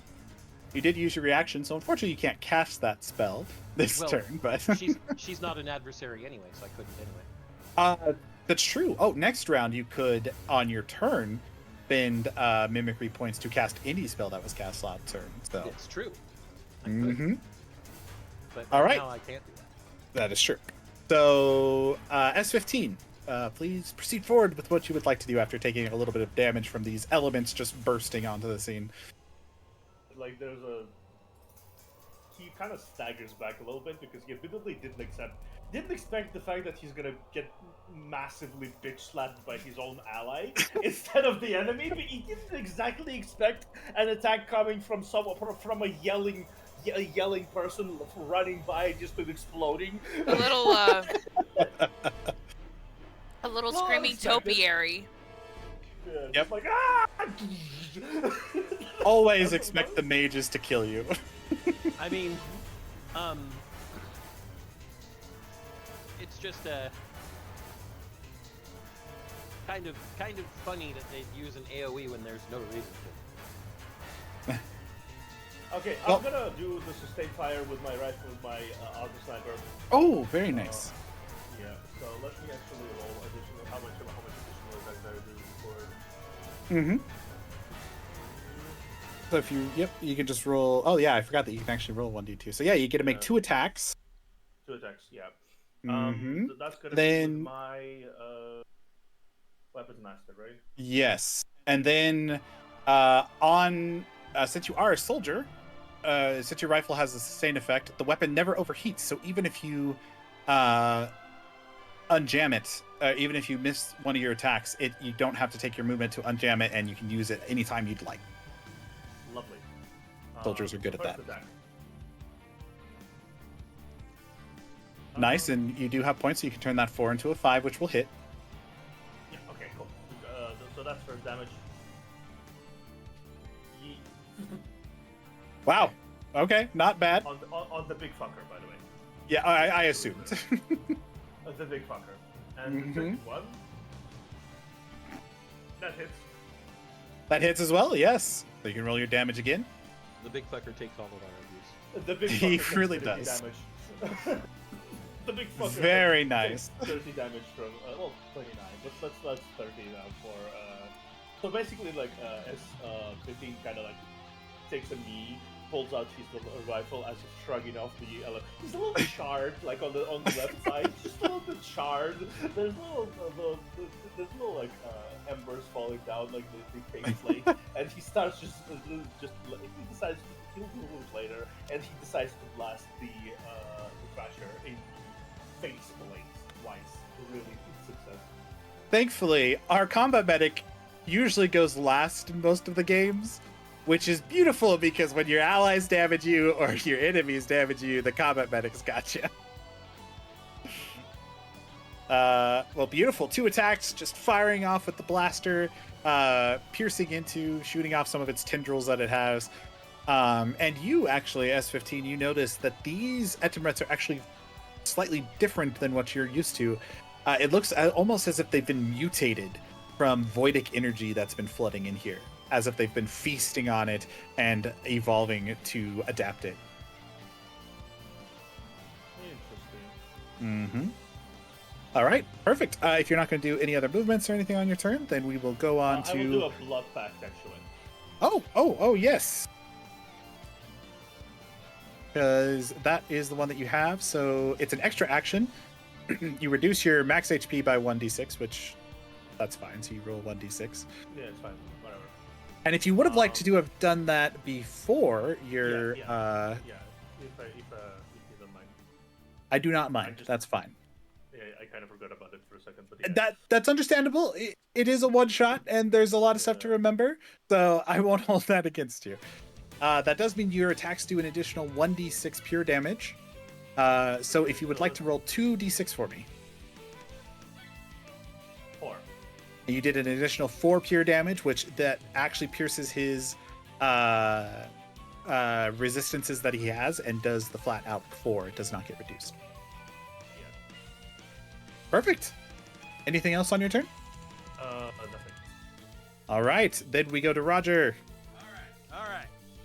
So what I'm gonna do? You guys got this big guy covered, but I don't want to leave this guy hanging around with this little guy in the back.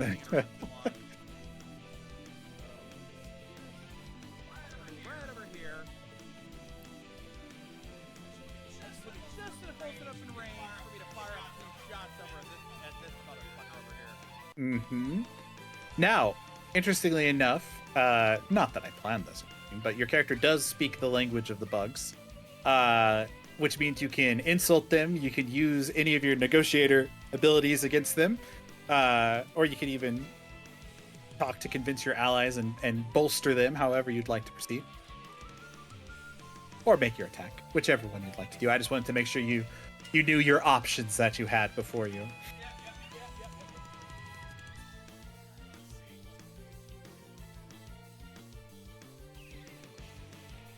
For instance, you have the ability, if you check on your character skills and virtues page, the first page, and you go to your frequently referenced content there, you can see that you have several of them. So you do have things like not the face, so whenever you're hit by an attack, you reduce it.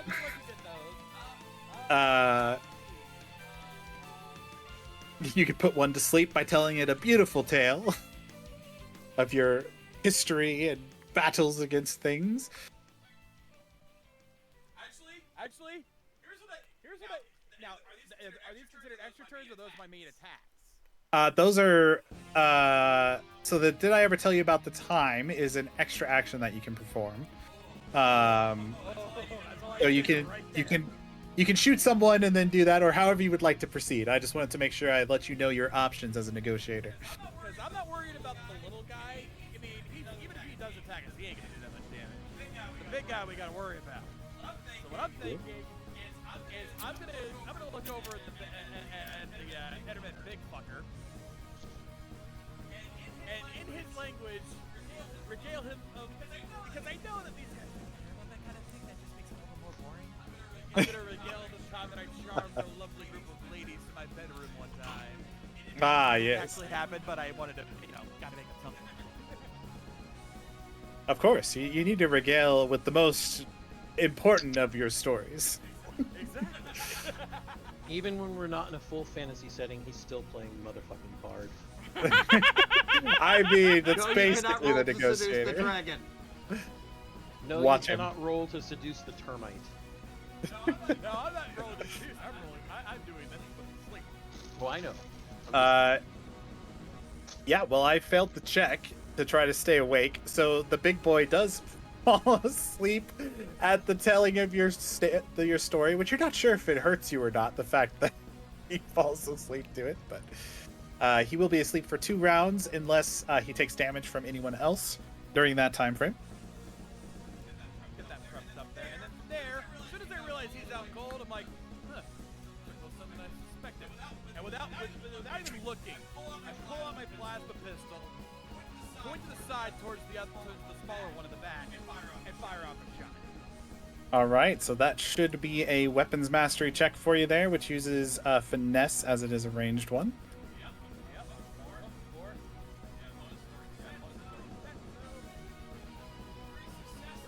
Hey, that hits with your 3 successes. Oh yeah. Sounds like I can't add a pit to make it a critical, but Unfortunately not, but Didn't you get an auto success? Or an auto hit? oh yeah, didn't I? Yeah, but You did, but you'd need 2 more success. you would need 2 more, successes. yes, in order to get it to hit, but you can use it at a later date. Yeah. Now you would just hit the damage next to your plasma pistol and fire away 7. Nice. And he now has armor break, meaning that he only requires 1 success to hit him. Bullshit. All right. I'll leave the rest of you guys who can actually fight. Who said a negotiator can't fight? I'm pretty sure that's what you just did. I can do a couple of things, but when it comes to actually fighting, Oh, no. my forte. No. No, I'm gonna no, leave trust you me, to do there the rest are of the some dirty work. skills.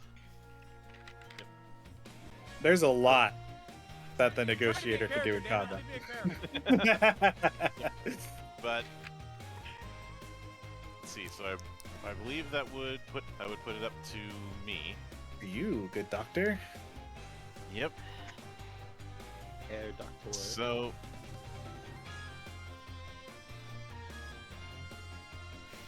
let's see if Now, what's interesting, since you have a blaster rifle with sustained fire, if you make 2 attacks in the same round and both hit, you can heal 2 individuals or 1 individual for all damage dealt. and if I'm reading this correctly, because of heal and harm, when I heal, I can Yep. do Yep. that the healed amount as damage. So Yep. I'm gonna do sustained fire. So I believe that is 1d2. Yep. Okay, so you get 2 so I'm doing attacks. 2 attacks, and that Thrasher still looks like he has a valuable dispensary for health. He does. Is it going to be a problem that there's one person in melee with it? No. And you actually get a auto hit to it because it has been put asleep thanks to our negotiator. All right, so So we'll just make sure we add a 6 to your end result there. So 1 auto hit and 2 bonus die, I believe. Yep. It's a weapon So roll. I believe you should just yeah, you're right. So you just add the 2 additional bonus dice, so I believe you should be at 3 bonus dice total Mhm. for this attack, and then you should just be able to hit the medicament mentality, and you should be good to go. All right, and I'm gonna be rolling mentality with the medicament on this. Yep. Nice. That hits. So there's a couple things I'm gonna be doing with this roll. Okay. One of them is let me see. So since I have range specialist, I'm re-rolling one of those ones. Okay. So just roll 1d6. Yep. Okay, it's a 4 result.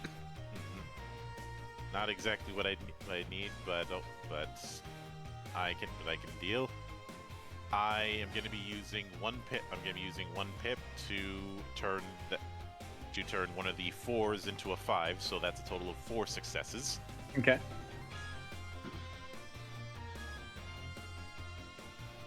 So then roll damage, I believe. Yes, that is correct. 9. Beautiful. 9 damage. Mhm. And so, I believe it's the case where as soon as I hit, I can heal. You can. That. So L, give yourself 9 HP. You got it. And then that does 9 damage to the creature, so you actually did 18. Good old medics. Yep. And I'm going to do my second attack for medicament. Alrighty. That hits again. That is a 3. That's 3 hits. Mhm. Let's-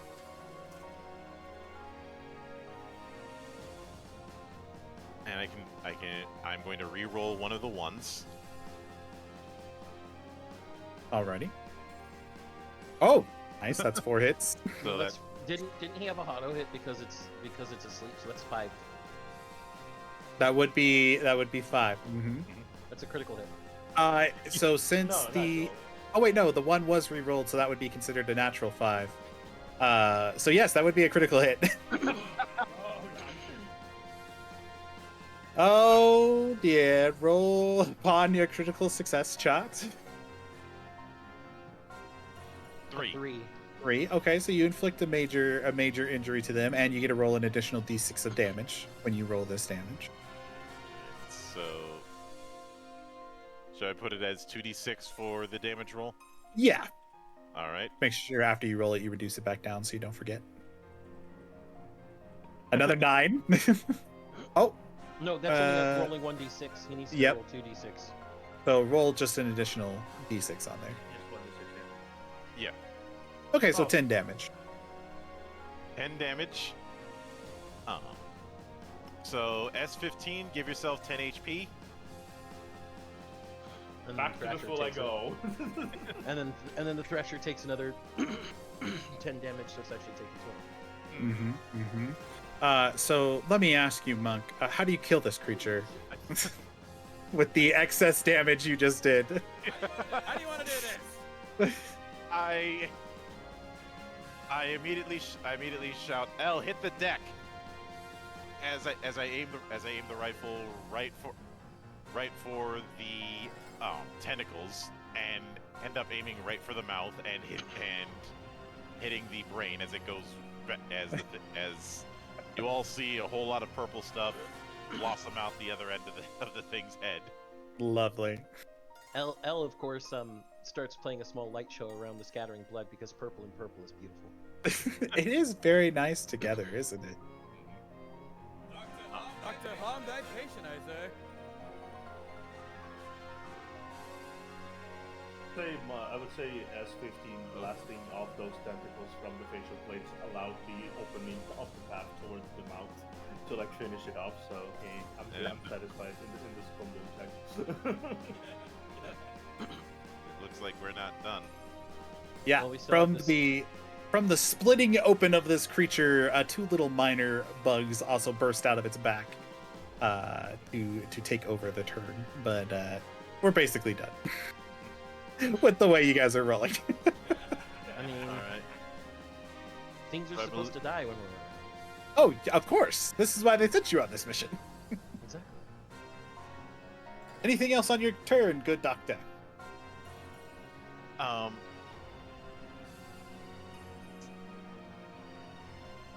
doctor, turn off my cringe. I needed to quote some Maxor there for a second.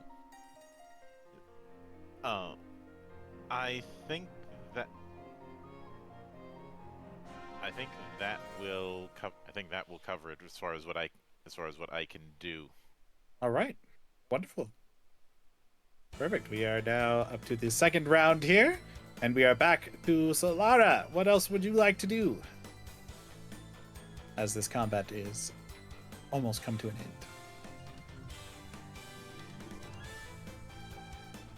Neff, I believe you're muted if you're trying to talk, but okay. That would explain much. I don't know. How Don't worry, that- I got you. All been there. Yeah. Well, I think we need to shoot this final one. There's. Well, we have 2 more. Oh, we got 2 more. well, the one in the back corner, the spitter. Yeah. Yeah, that's true. Always get rid of the ranged ones. It's disrespectful. It's spitting. It should learn a lesson. Yeah, unfortunately, I can't do another Artificer's Blast, but, you know, I can still shoot it.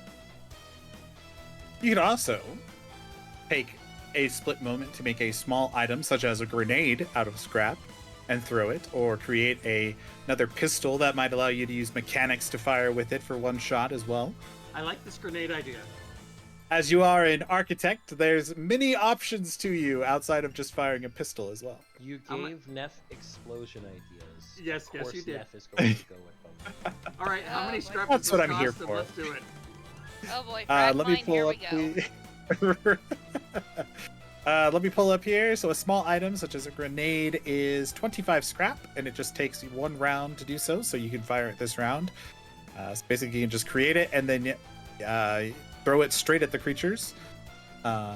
Throw in this game is 2 times your power in distance that you can throw it, and it will require a crafting check.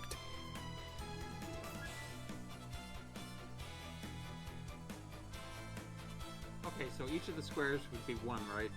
Yes, I'm gonna have to move to be able to do that. yes. You know what? If that's the case, let's not do that. Let's just shoot. Okay. And in Cautious. fact, yeah, let's just shoot. So you could always create a grenade and throw it right here in the center. It would just ignore everybody else and just hit the 2 creatures as well. That's always an option. Nah, we'll save that just in case things don't go good with this one. I just don't like the range of that one on the distance. So Fair enough. I just like to always give people options. So I'm guessing Weapon Master for that. Yes, that would be a weapons mastery attack.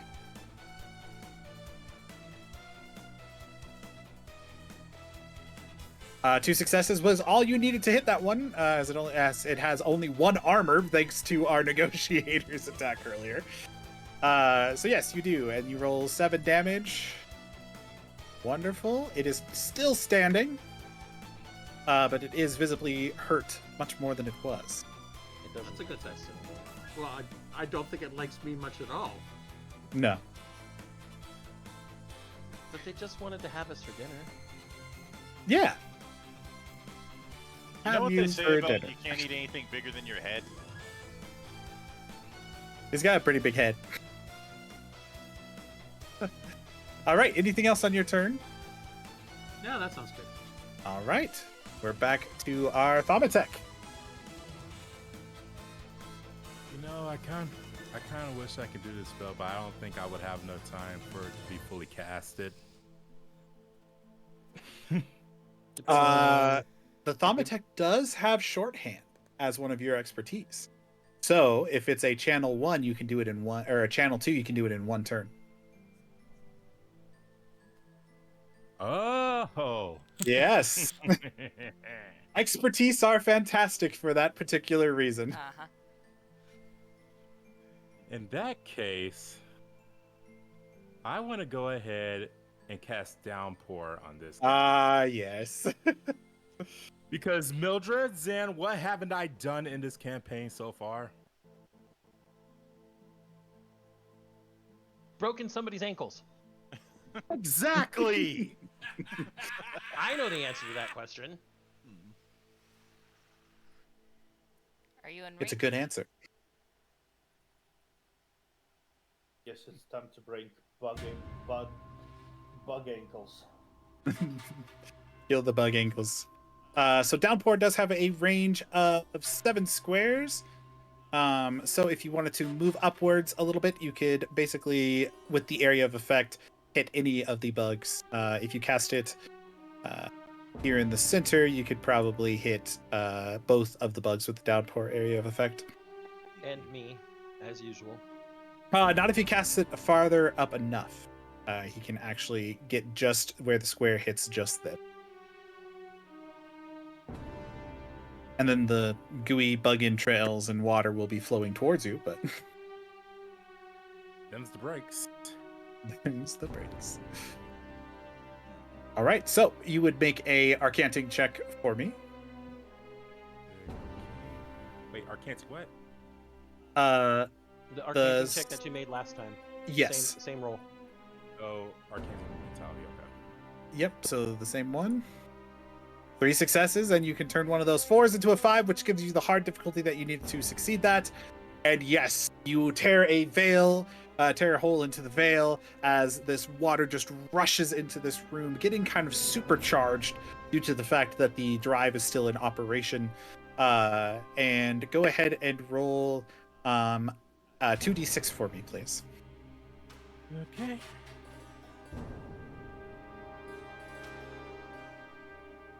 Wonderful. So you deal an additional plus your mentality, which I believe should be 6. The top here.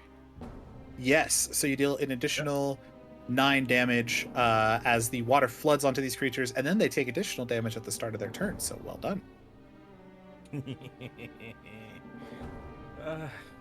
never go in a campaign without breaking somebody's legs. Yes, and the water does push them more towards our allies here. To which, L, you may make a reactionary strike if you'd like, as it pushes it towards you. Or you can save your reaction, however you would like. I'm actually going to save my reaction because I have plans for it on other things. Alrighty. Seeing as However- how I'm in range, do I get a reactionary strike? So it moved through L's threatened area. It just moved into yours, so you would not be able to make a attack against it direct. Damn. Yep. And so long as you stay in something's threatened area without moving out of it, they can't RS you. But Yes. once you move out of it, they RS you. Yep. It's just like an AOO in other games. Yeah, I was thinking, Gotcha. I was thinking that. The only big difference with Veil of the Void is if you're in their threatened area and you say move a square over while still in their threatened area, that does trigger an attack. Yep. A lot of games let you move around the character as long as you don't leave their area, but with Veil of the Void, positioning matters. Yep. So, let's see here. All right, so it's L's turn. It is. God. Wait a minute, hold on. Ah, dang it. I should have used that back when Solara was doing their stuff. Should have used illusionary steps, but that's okay. That's okay if you would like to have moved. You're welcome to do so, since you've again it's a one shot, so there's a bit more leniency until you know about your stuff there. Yeah, I wanted to move 5 squares towards the spitter, which I believe is Okay. right there. Yeah, that would have been perfectly fine, and it would have you would have been able to move through them before they would have been able to make a reactionary strike. So Yep. you're good to go. I find it funny that physical misdirection and illusionary steps don't have an MP cost. That was mainly due to the fact that I wanted mimics to always be able to do something. Okay. Well then, I'm going to spend 3 MP for Arcane Mockery and cast Rage of the Raging Elements that she just cast. Wonderful. Go ahead and make a. Let me see here. I don't have I don't have Arcanting, but it does say Yes. to cast So- the spell automatically. Yeah, you don't even have to roll the check. Yep, and it is a 7x7, and I made sure everybody was out of range, but the enemies were still in range. Beautiful, beautiful. And there's also a water fountain going on thanks to our Thaumatek, which is going to enhance the effects of this call of element as everything swirls around you in chaotic display. They all have to make their balance checks or take that. I failed. The two that were in the thing don't get to make it because their knees got they got broke tripped their up. legs. Yeah. Yeah, they broke their legs. And then the spitter I failed for as well, so they take the full damage. So just go ahead and roll the I believe it 3d6 3d6. Yep, plus your judgment. plus judgment. So 3d6 plus 6. Wonderful. So yes, this swirling vortex of a multitude of magical energies begin whirling around you. You're using your reflective magic of mirrors to enhance the spells. The Thaumatek is kind of trying to control their own spell that they've got going on here with Downpour, which then gets consumed by the magical energies that are swirling around you. And together with those two spells, wipe out all remaining adversaries in this area and perfectly clean up the bug entrails while you're doing it. Slight glance back at Abelia, and that's how you call down the elements. Beautiful. Well done on your fight. Especially, everybody worked well together. That was great. But yes, so the bugs are now dead and eliminated. And I think that's where we will take our 10.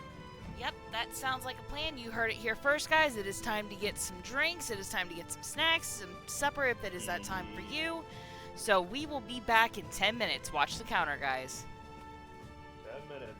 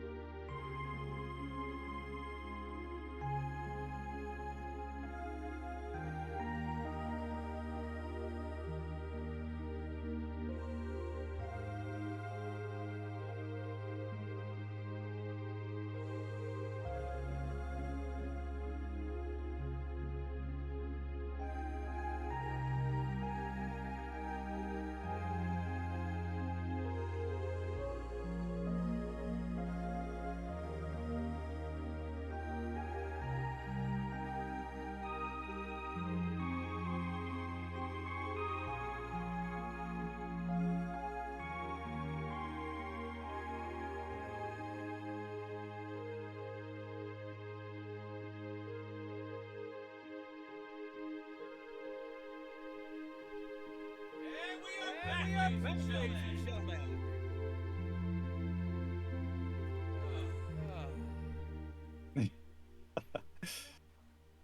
Yes, we are That's back. sigh. Just like, ugh. And at the end of So combat, incredible in that awesome combat we just went through. It Yeah. was glorious. as a slight flourish, at the end of that combat, Elle, using the last little bits of reflective elements around her, flecks any blood off of her body and now is pristine again. Ah, beautiful. Gotta add the flair. Well, and it makes her look all sparkly and Yeah. like she's brand new. Self-cleaning magic only leaves the Yeah. fresh scent of pine. S15, Well, in this case, it's the fresh scent of madness, but yes. yeah, S15 in the normal fashion of any prototype does not have any time for any flair. He just kind of turns around and returns back to the room and just kind of knocks on it.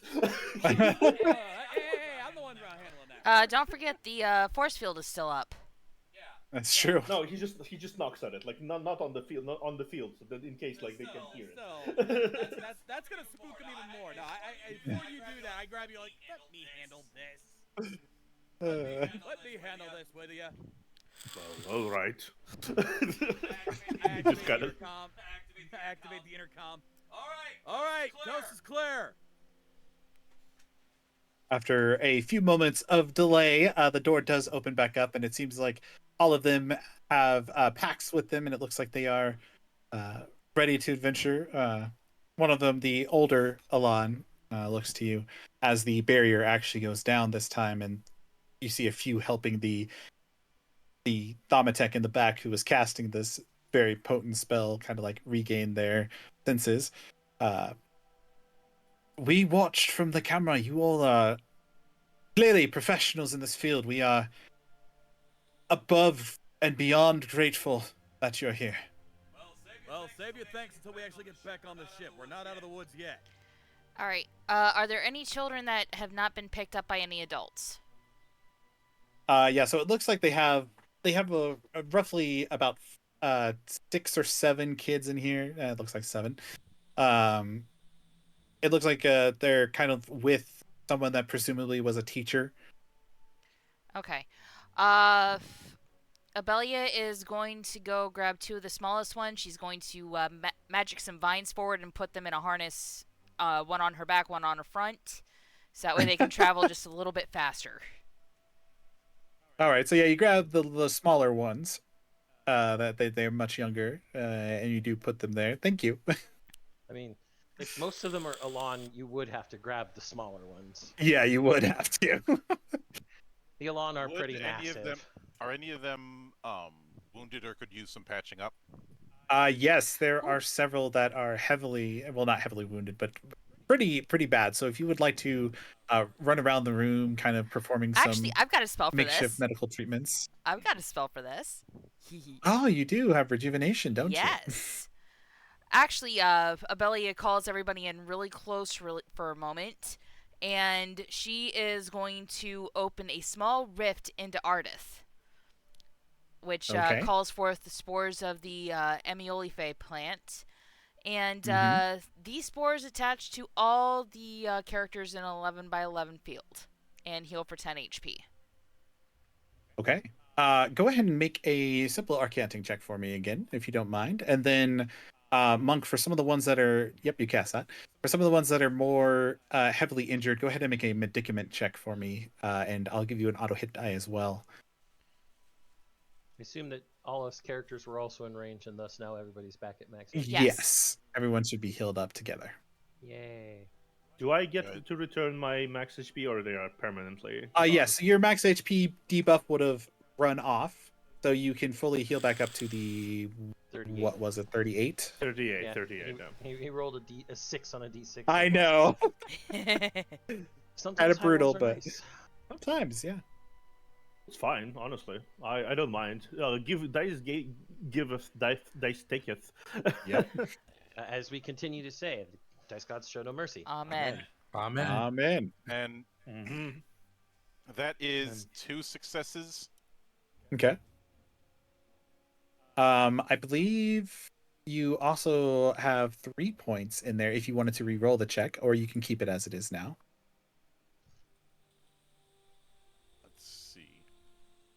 I think I'm going to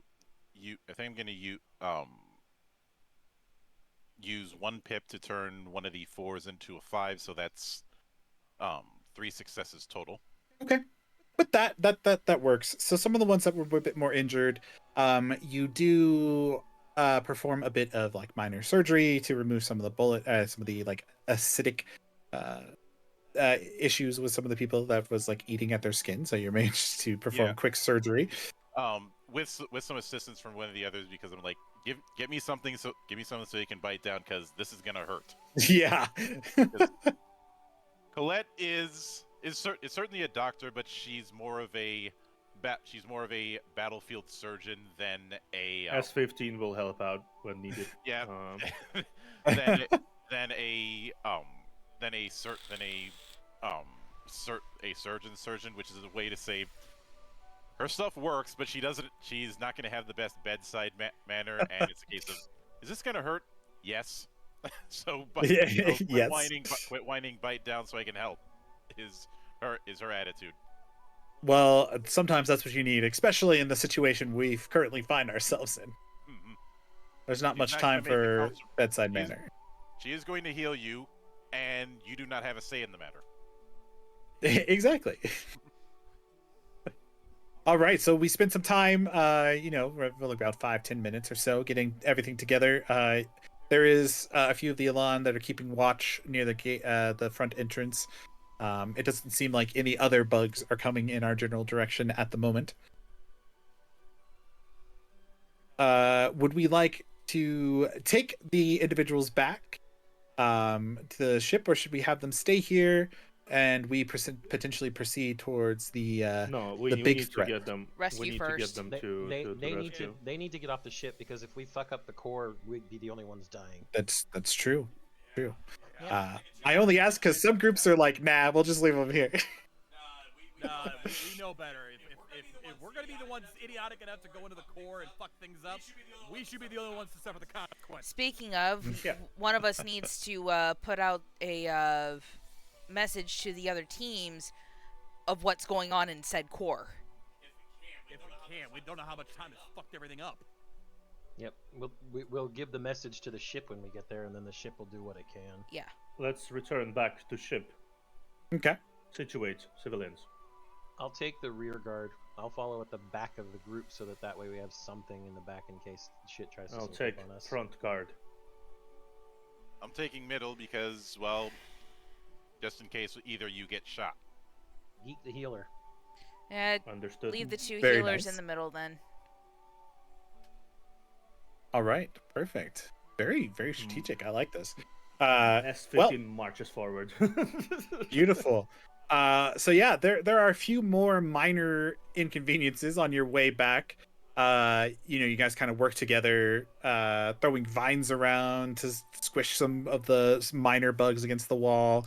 Launching your plasma shots.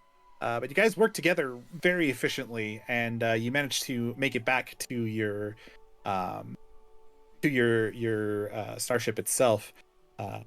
As you guys get there, you notice that the individuals you were taking with you have visibly aged, about a year and a half to 5 years older for some of them. The children you're carrying have suddenly become teenagers. Not that far, but they have reached more of a bigger toddler era. Seems like time is affecting time We don't dilation. know how long they've been here. The realmic energy is probably more aligned with them at this point. Mm-hmm. And the one that was the older looking of the group, one of the older Alans, you can see his hair has grayed and he looks like he's a bit more frail when he's walking now. And he answers to your question. Well, I've lost count long ago, but I believe I was trapped there for 200 years. Are you kidding me? Good God, man! So he could possibly die before he even makes it back. Possibly. Well, Let's get it onto Pardon me. ship first and decide what to do next. I will say this. I think if he had, I think I could speak for him in saying if he had the choice, he'd rather die with dignity out here than to stay back there in that hellhole. That is Well, true. We don't know how old he was at first. Elan can live up to 3,000 years, you know. Oh, that's fair. That's fair. I was at my younger when I boarded. I was 2,600. I'm nearing my end for sure. That's Let's at least unfortunate. give you a sense of peace before you go. Let's move. All right. We managed to make it back without any major interferences. The ship does activate and allow people on board. A few of the guards that were guarding the entrance to the ship allow everybody to pass by. There's, a few stretchers come out, some hover stretchers come out for some of the people that are in a bit worse for wear state, taking them to the med bay. Well- S15 will relay the situation to the guards and say that there's a large, potentially incredibly large swarm of bugs, mutated bugs in there, and they might attempt an attack on the ship potentially. And of course, El tells the captain about the space-time fuckery and the giant mass of realmic energies at the core of the ship that we're going to have to go back to do. Ah, yes. We've actually experienced this here, and he shows you like a camera view that kind of scans around the ship, and it looks like the ship is currently being aged rather rapidly. We most likely can't stay here for too long. I'd give it another hour at most before we'd need to at least exit this strange field that we're in. This could be a problem. Maybe a chance that you guys have to evacuate before we can make it back. Problem is, we can't leave this sitting there. If that thing explodes, who knows what kind of damage it could do. Question: are there escape pods on the Leviathan cruiser? Yes, there are escape pods. Now, you're not entirely sure if they're currently functional, but there are some escape cars. There's even a frigate that is in the vessel that you could try to fly away with. Several fighters, things like that. All right. All right. So Abeli is gonna run back over to the entry point where the AI was. What is the info on the any possible vehicles here on the ship? So you're talking to which AI? The AI on the Starship or the virtual intelligence on the Leviathan? The virtual intelligence on the Leviathan. Didn't it get Okay. cut off? It did get cut off. As you activate it, make another Arcanting check for me. All right. I'm going to use a pip to move one of those 4s up to a 5.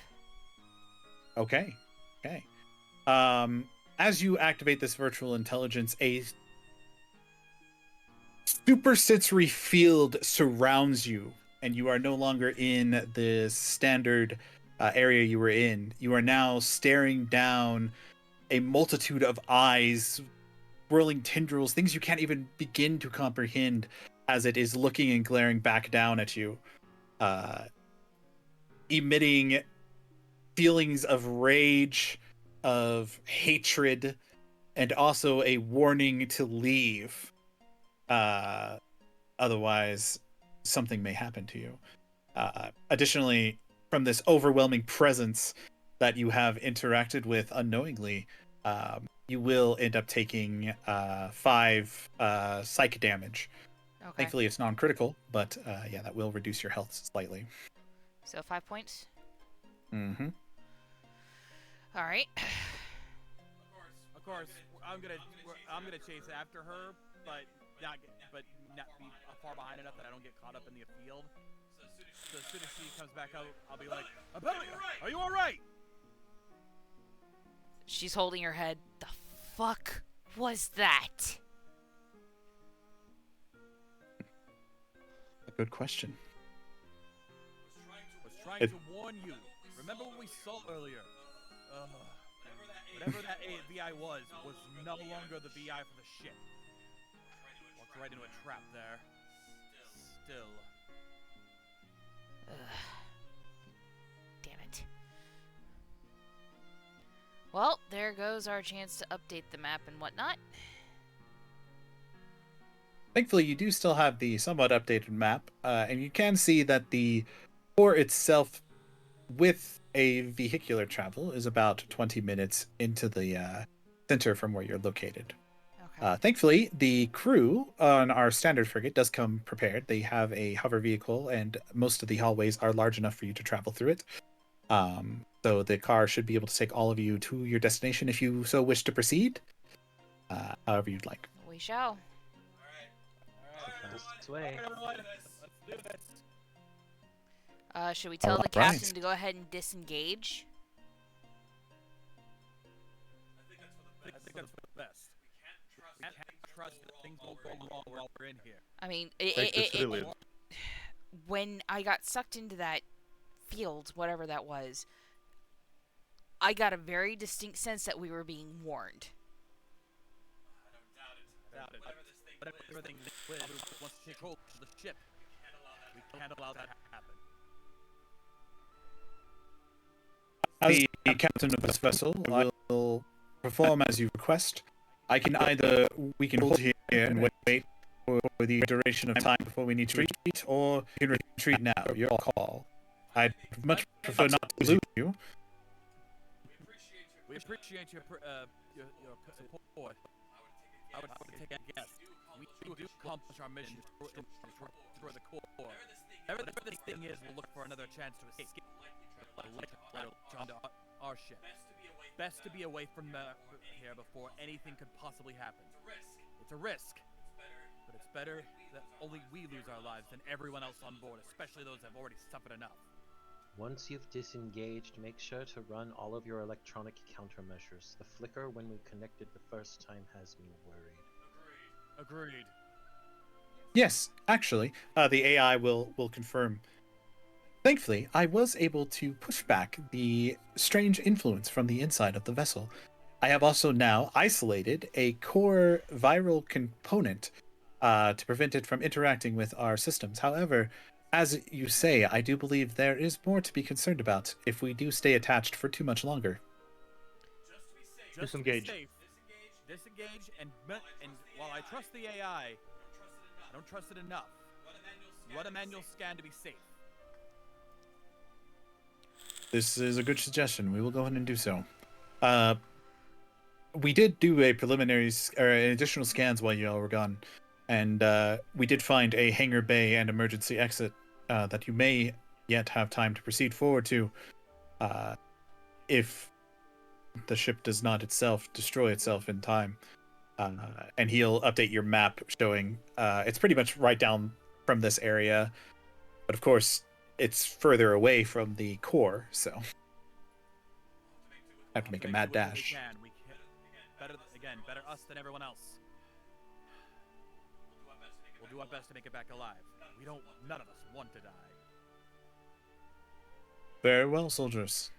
And he kind of salutes you all out of deep respect. May Aloha guide your steps. I salute in turn. All right, then. We have a plan. All right. Abelia looks over at the good doctor. Doc, can you give me a once over real quick? Yeah, I think I can do that. As Out 15 of checks his character. weaponry, but and Yeah. everything while this all happened. Out of character, would that be a medicament check? Yes. Yeah. You can go ahead and make a medicament check, and since it's your ally, I'll give you an additional auto hit die. All right.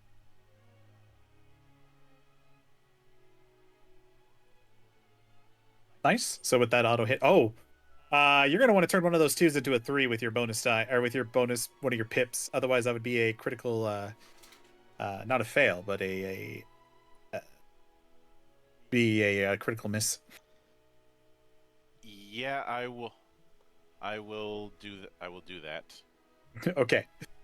So yes, with the auto hit die, that would be 3 successes and not a critical miss on top of that.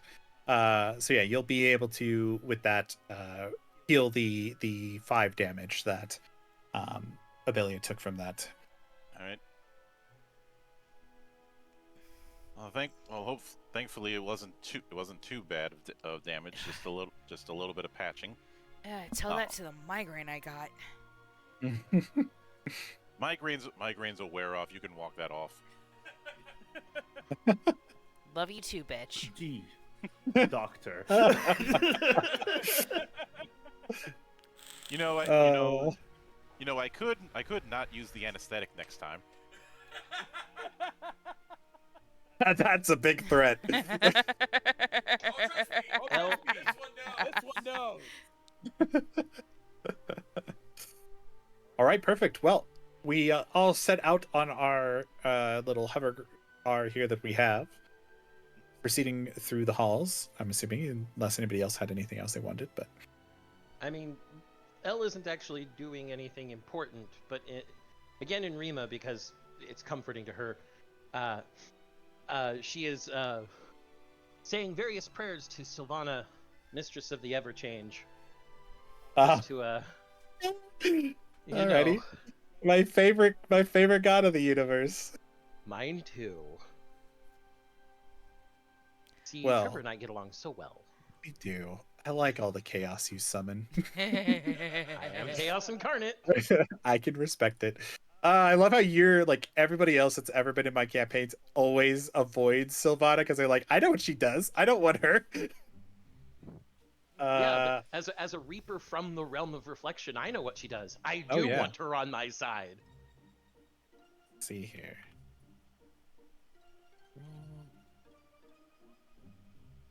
That's what I was wondering if that was going to happen. So while you're doing this, you kind of hear gentle laughter in the background, as if someone has heard your heard and responded, and you find that you've all of a sudden have some strange crystals in front of you that kind of cool down and like land in your lap as you're riding aboard this. Okay. As you stare into them, they're these beautiful shades of purple and blue kind of intermingling with one another. And as you touch them, you get the sense that if you combine these 3 together and sacrifice a bit of your sanity and health, you can cast a superlative level spell. I will save that for later. Nice. Yep, and then I believe I'm also of a similar style because I know a lot of my feats involve the Everchange, so obviously I would have some knowledge of all that. I look over at Elle and I go, I see the goddess has blessed you today. She blesses those who believe in her and of all the changes that the world contains. I may not be as devout as you are, my friend, but I certainly have respect for the goddess. Change is an ever important thing in life. It is indeed. She stows these crystals in a way that they can't yet touch each other. yeah, that's So, smart. Just like three separate pouches, but they're all within quick access Yeah. of each other, so she can just whoop. See, you do know how this god works because if you just put them in a thing and they touched it all, they would have just cast. I know. I She's a very fun god. She'll definitely reward you, but you need to be careful with the reward. I'm a troll enough to know how this works. Let's just say this isn't my first time. Yeah, of course you would serve the trolley god. I respect it. She is my favorite. I know. But that will serve us well in the future. Yeah. All right, so you guys quickly travel down these hallways. The deeper and deeper you get, the more and more decayed it is, until eventually it almost looks as if these Etemet creatures have like fully transformed this into like a hive burrow type area. Much of the metal has been consumed and repurposed into hardened honeycomb type designs. And the closer and closer you get, our 2 mages in particular, the migraine kind of comes back, but you feel this overwhelming super sensory power as you draw closer, but it has not affected you in a major way. But you do know that there is something very threatening ahead of you. Ooh, As we drive Spidey closer. senses are tingling, guys. Oh yeah. Yep. I get the sense we're getting close. Oh yeah. And at that, we open up into a major room here. You do find the core. Several different hallways are connecting to it. It's a much different core than you would have expected it to be. Instead of being more along the lines of a technological creation, it's one amalgamated crystal. And as you look at this crystal that's hovering in the center between these two electrical pillars, you can tell that it is made up of hundreds of thousands of crushed crystals from the multiple of different realms, which is what is producing this insane amount of magical energy, and was what they were using and attempting to manipulate to activate this warp that would allow them to basically travel anywhere, even beyond the veil itself. Oh, by everything good and green. Elle just takes a look at the crystal, shakes her head once. This is why you don't allow the crystals to touch. She knows This is very why. well. Yes. The other issue on top of this strange magical crystal is almost what looks like rain, wrapping its tendrils no. around the crystal. That's not good. Whiskey. No. There you go, I'm in Cleveland. I believe the common vernacular is "What the fuck?" That is very accurate. All of you now feel this immense pressure, and I need everybody to make either an Arcanting check or a mentality check. I think I'm gonna be doing mentality for that. Okay. 2 successes for me. Okay. Two for me. So I'm gonna go ahead. Actually, no, I can't do that. And Actually, I'm gonna spend a determination point to make that 3, just to turn that 4 into a 5 and make it 3. Just in case. Okay. Just in case. Okay. I'm still counting it as 4 successes. I just wanted to make sure it rolled as Dr. Colette instead of automatically rolling as me again. Yeah. My 1 success isn't looking so good. No. So those of you with 3 successes or less, or no, 2 successes or less. Sorry, the 3, those with 3 are fine. Which, if you want to spend some determination points or to re-roll or add points to your check, please proceed to do so. I'm going to do that. I'm gonna re-roll. Yeah, how many Okay. do we spend to re-roll the whole darn thing? Oh, 2. critical success. Oh yeah, critically success. Yeah, so it's 2 points to re-roll the whole check. And I need 1 reroll to success, right? Yes. Okay. I'm- Do I need to just roll 1d6 additional or something? No, you gotta read the whole thing. You need to re-roll Okay. the whole thing. Yeah. Okay. Well, that didn't go so better. I went from 1 to 2. But if you have any points remaining, you can turn that 3 into a 5, if that's possible. Or if you have a 3. I've have a spent 3. I've spent enough determination to re-roll and bring myself up to 3 successes at this point. Okay. Yeah, How many points to turn a 3 into a 5? It would be points. 2. I Okay, spent I'll 2 do it. points. I'll just turn 1 3 into 5, and that's my thing. Turn your 4 into a 5. Yeah, 4 You only have into to 5, spend yeah. one determination. Yep. Yeah. 4 into 5. All right. So no one's under 3 then now. Yeah, I'm at 3. Okay, so your pure determination pushed off this psychic wave that was coming towards all of you. Abelia, your determination getting you to the point where you can critically success to preventing all negative effects that she would apply at a future date as well. Assuming this any more of negative effects would be coming in. So yes, with that check, all of you managed to still your mind to this overwhelming presence. Everybody but Abelia, since Abelia got the 5 successes, you all take a 5 damage, which could have been much worse. As this psychic energy just flows through all of you. and you just feel just like you did earlier, Abellia, Billy. They feel this just pain, this hatred, this rage, unstoppable as Abellia everybody enters slams her into this staff room. down. So you're the fucker that hit me from afar. While it does not have a voice, you kind of get it has this recognition. All right, and with that, we can begin our final little combat here. We'll just continue to use our same initiative from the last time, if that's fine with everybody. That That's works. fine.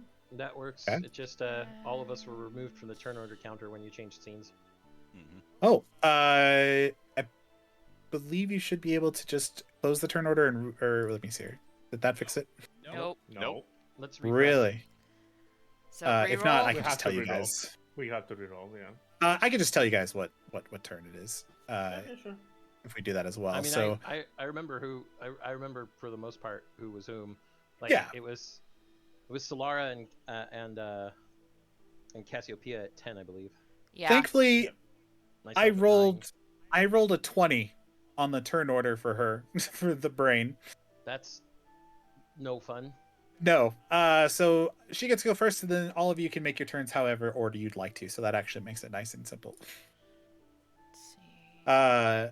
Speaking of which, the brain will act and cause several of these tendrils to dive deep into the crystal core below, and it will fling several magical shards at.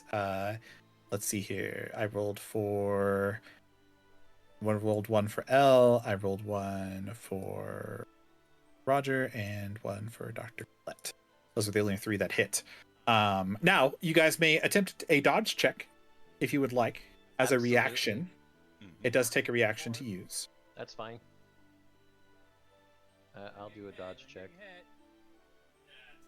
So it's dodge only. I can't deflect. It is enough of a crystal, so if you would like to deflect, I would allow you to do so. As I can use my ranged weapon to deflect if I so wish. It's true because you have the range specialist. You may, if you would like to, perform the dodge that way, or you can perform a deflect with your medicament weapon as well. Yep. So let me. Nice, not bad at all. 666. I'm going to push 1 pip of a 4 up to a 5 to get 3 successes. Perfect. And then was it? Oh, Roger, was that your roll? That was the 2 successes. Yeah. Okay. So Roger, you will get hit. The other 2 manage to just reflect it back, ignore the incoming damage. It's deflecting the crystal with their timing there.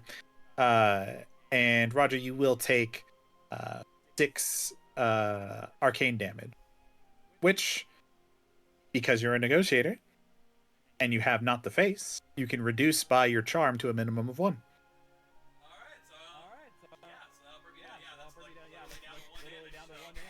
Yep. Oh, I can see it now. He sees the crystal coming. He screams shrilly, "Not the face!" and ducks. I just barely get scraped on like the cheek. The face! Yep. Ah! No, it's more like I put my arms up, like, not the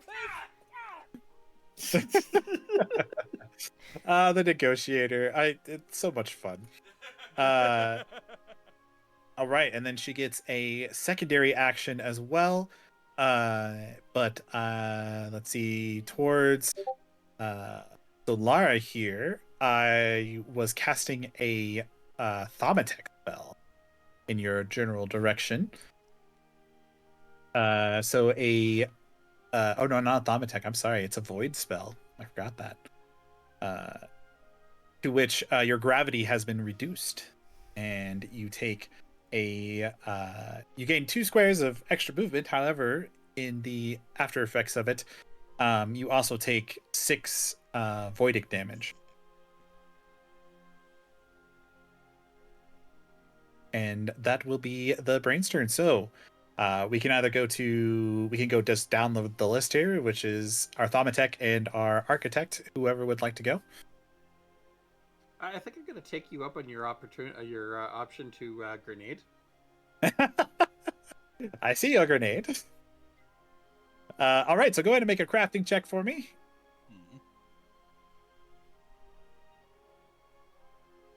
Three successes. That's what we were looking for. Beautiful.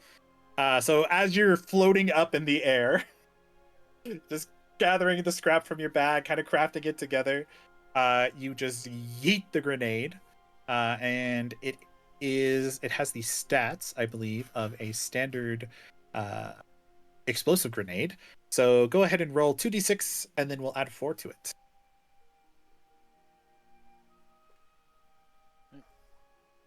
Wow. Okay. Yeah, you've definitely made this explosive. +4, that's 16 damage.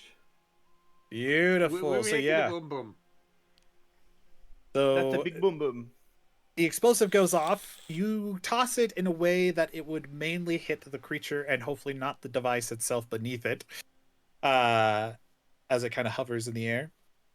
Explodes off, force shrapnel goes down. You do hear like a loud roar, scream as it is inflicted this pain. And with that scream, everybody but Abelia take an additional 3 damage, psychic damage, as its pain is felt by you as well. Remember to track your HP, guys. Yep. Don't worry, I'm also subtracting it from everybody's stuff, so we'll be good. Right. Slight question for you, Trevor. Of course. With the crystals I got from Sylvana, do I know what superlative spell it is? No. Okay, I figured as much. Chaos. I figured rolled. as much. Oh yeah, that's how she is. You just know that there is a potent spell in there. Yo. And it really just depends on how you think she felt. Menacing when she gave you these items, but with the God of Change, She did giggle though. She did giggle. It's a troll option. That's what it is. It is. So with the with how she works, you're not entirely certain what will happen, but it probably won't be one of the like, oh, it's a weak little spell. Yeah. Of course, it's superlative, the highest tier Yeah. of spells, Yeah. and also the most dangerous. Yeah. I won't be making a casting roll for it since I don't have Arcanting. Nope. It's going to be It an automatic. automatically casts. Okay, so one other out of character question: can I combine the crystals and then toss them? Go ahead and make a analysis check for me, or an Okay. insight. Insight. You could potentially perform an insight to see how she was acting, and Yes, what you could 'cause potentially do. I'm going to do an insight check on a goddess. Yes, let's do that. With one success. I'll re-roll because I've got a 3 in insight. So Perfect. and then I will push one of those 4s to a 5 using my plus pip. Okay, and then you get an auto hit because you have the awareness feature, I Yep. believe, as well. Yep. So that would be 4 successes. You have determined that she was actually in an appropriate mood, based on what I rolled. And she would have given it just enough time that you could activate it, and probably set a timer, in fact, within a minute's time frame, that you could like set a detonator bomb to go off. Set a detonator bomb. This is a spell. I'm kind of wondering which spell, but this is a spell. It's a spell. If I need It's a a spell of timer all for it- time. It's a spell of all time, definitely. I mean, imagine if she just gave me Shatter the Veil, an ether spell. Who the fucks of it? That'd be hilarious. Oh, who knows? It is the goddess of change, and if she's in a good mood, it could still be anything. Yes, it can. All right. So I believe our Thaumatek is next. Coops, you up? Coops? Unless you're muted. Yeah, I was muted. We all do it. Anywho, I'm gonna go ahead and cast Frostbite. Oh, nice. Let's see, which one was that again? That was. It's the Arcanting. Yeah, same as Yep. same as usual. Yep. Yep. Thankfully, with Veil of Void, there's a lot of repeating, so you kind of get used to it over time. Yep. All right, 3 successes. All right, that does cast.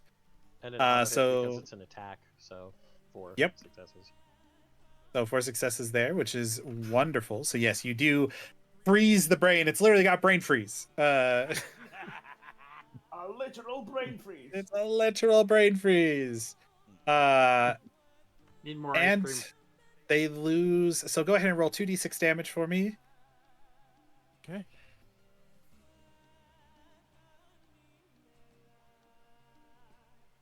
Beautiful. Nice. Not bad. So that's full 8 damage, and then we add your casting virtue to that, which I believe was mentality, so that should be 6. So an additional 6. And the brain's armor is reduced. Hooray! Even better. Making All it even right. easier to hit. Oh, yes. Even easier. All right. Which, It would be L's turn after. I believe. It would be L's turn. What Okay. is L gonna do? Okay. So Elle knows that the goddess of change herself has given her a tool. A tool that could be mighty useful. Mm-hmm. A tool that I am going to set as a timer to go off at the start of the brain's next turn. Okay. And I am going to toss it right there. Alrighty. So it's like right by the brain when it does stuff. It's right by us as well in case it does anything good for us instead. That is true. I assume that's a main action though, correct? That would be a main action. Mm-hmm. Okay. As an extra action, I'm throwing a shard at the brain. You're gonna give it confusion? I'm gonna give it confusion, which probably won't do anything, but hey. It's got brain freeze and confusion. it's got confused brain freeze. Yeah. We'll toss that at it. Plus I assume that ooh no, I don't like that. I'm gonna re-roll that. Can I Okay. re-roll that? Yes, you can. I believe so. Because that's way too many ones. That's a lot. I don't like that. I think That's that's a better. little bit better. That's much better. And I assume that's a hit at 3 successes. Yes, it is. Yeah, okay.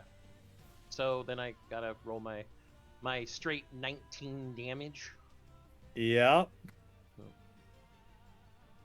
Beautiful. And it has the confusion condition on it as well. Yep. And we've got a small little magical sigil there. And I tell everybody, you may not want to step there. I like how you're not running. You believe. I believe. She wouldn't have rewarded me if I were faithless. It's true. May I All right. proceed to fire from my big iron? Big All right, so on his hip. that is L's turn. So now Okay. either Roger, S15, or Abelia may go next. Do you guys mind? Go for it. Go for it. I got nothing good. All right, so Abelia does have something in mind. And Uh-oh. I was wrong about what my distance was. It's actually 6. So if I were to move right here, would I accidentally trigger this? Trigger this? This. No. That thing has been set by L to only activate at the start of the brain's turn. Perfect. Because Nothing she's else getting... to You will be hit straight in the back of the head by the way. Yeah, the time you it will be goes off. standing near basically a nuclear bomb. Just keep that in mind. Duly noted. I do well, have we an think idea. it's to make a nuclear bomb. Yeah. Could be a Nonetheless, nuclear bomb. question. Yes. So, I have Vine Lash, and I can either pull a target towards Oh. me or push them away. What if I use it to tie it down? Oh, that's fascinating. Well, with the way Veil of the Void's magic system works, yes, you can adjust spells how you would like to. So go ahead and make an Arcanting check for me, and we'll see what happens. I'm gonna use a pip to push that up to 3. Okay. She's got one less there, one there. Okay. Yeah. Yeah, that should work because the armor got reduced, so she's an easier hit. She's also got the frostbite. Okay, yeah. And Okay, confusion. with the other effects you're given. Yep. I think with the other effect, you should be able to succeed that. That makes sense. I'm not done. Oh. Now that she's tied down, I'm going to use my extra attack, Bestial Rage. Oh, yes, you can do that, can't you? And it's going to be melee. Okay, okay. So, So- if in melee, transform into a ferocious flame drake. If you Yep. succeed, inflict weapon damage plus 1d6 fire damage and inflict the burning condition. Very nice. She's gonna be frozen and on fire. Frozen and a fire, yep. It's the frozen flame. When did this become Chrono Cross? All right, another now. Arcanting check, Yep, another Arcanting check for me. and I'm That gonna. does hit. All right, She only has 2 armor right now, thanks to the reduction earlier. fair enough. Yeah, so you fully transform into this fire-breathing dragon creature for this round. I'm Just just gonna raining. start ripping into her. Yeah, yeah. So since you also used Vine Lash here, so she immediately takes 10 damage from the Vine Lash. Then you're doing your Bestial Rage here. So go ahead and roll. Let's see, what weapon do you have? You have the The staff, of right? Natura, yes. Yeah. So let's increase the damage by 1. So now it should be 2d6. So go ahead and roll that. 16. Yeah, and you inflict the burning condition. Yes. Oh, 16. Wow, very nice. Yeah, that was tied down. It is on fire. It is frozen. We've almost done all the elements. Now, I if should- only- All right, we need some void to it. If only I could just fly back out of range. Just in case. Unfortunately, if you used your movement, I know. Yeah, I'm yeah. stuck. now someone else might be able to assist you in the time frame if they want to use their action to sprint, or not their action, but just your movement action to sprint, pull her with you, and then perform their action. They can do that.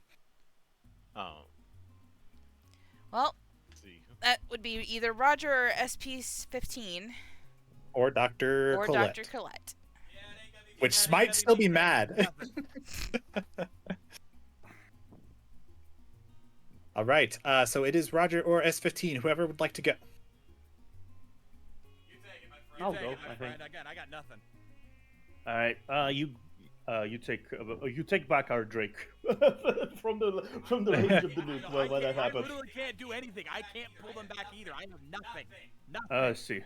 I see. Okay, then I'm gonna. I think I'm okay, let stuck. me actually see. Yeah. Let me see. Okay, two additional attacks. Oh, very nice. Yes, then Blood Pact as well for this. Okay. Mm-hmm. 1 6.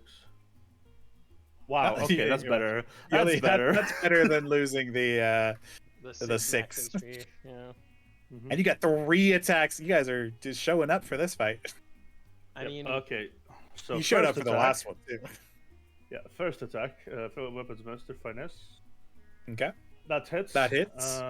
Um, I would suggest damage. turning that 2 to a 3, but that's okay for now. Okay. 14. yeah, that's second attack.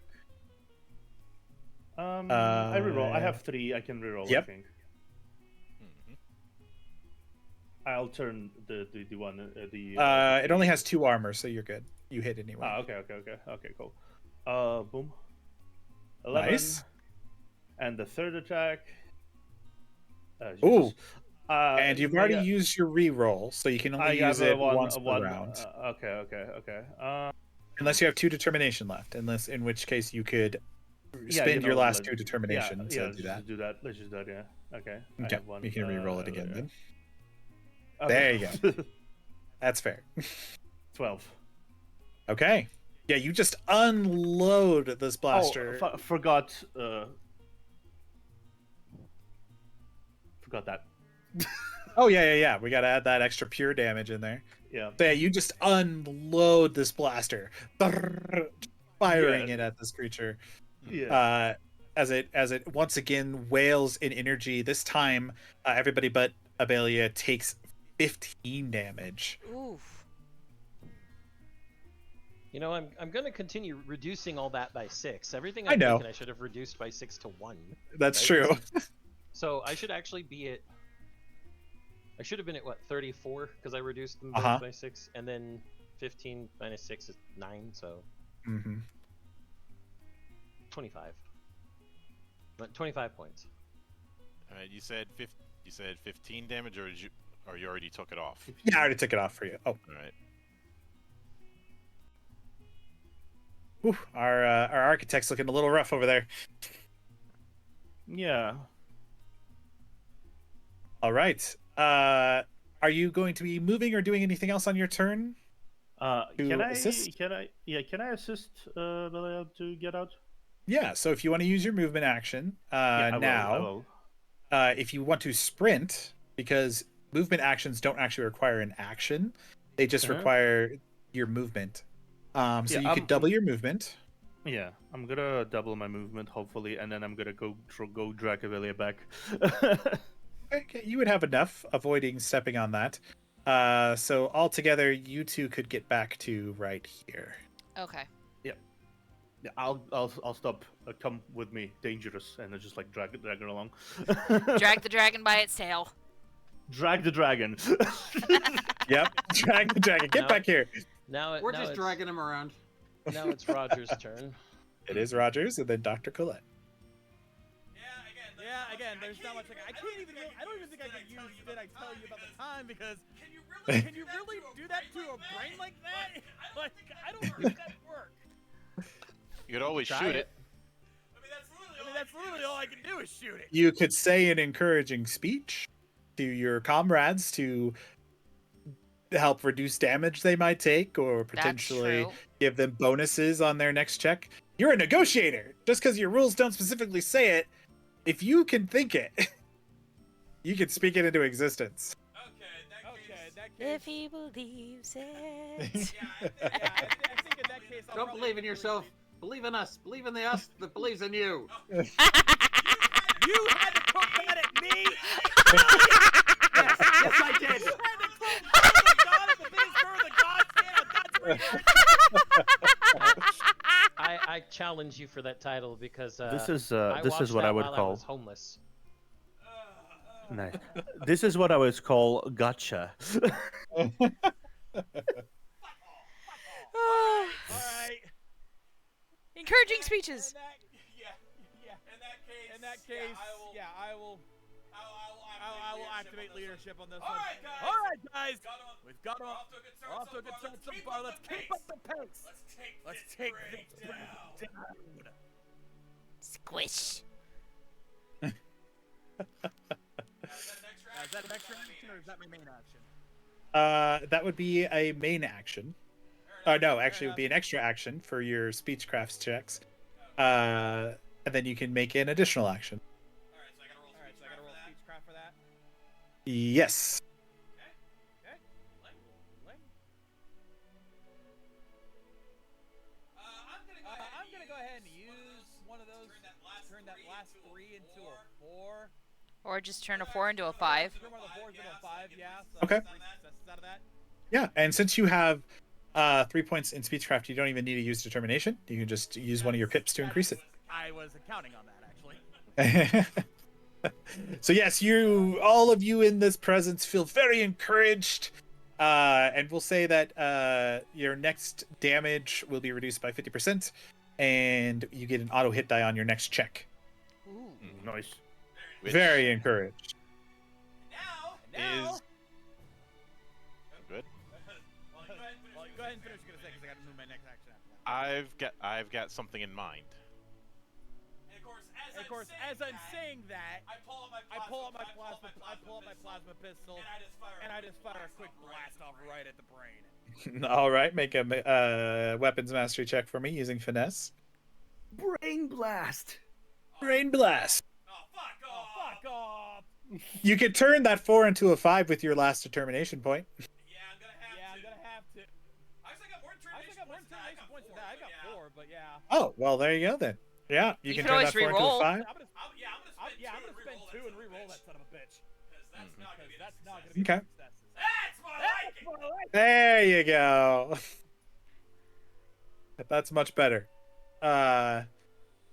Oh yeah, you were encouraged by your speech, so you have the auto hit, so that is a critical success. So go ahead and roll a d6 for me.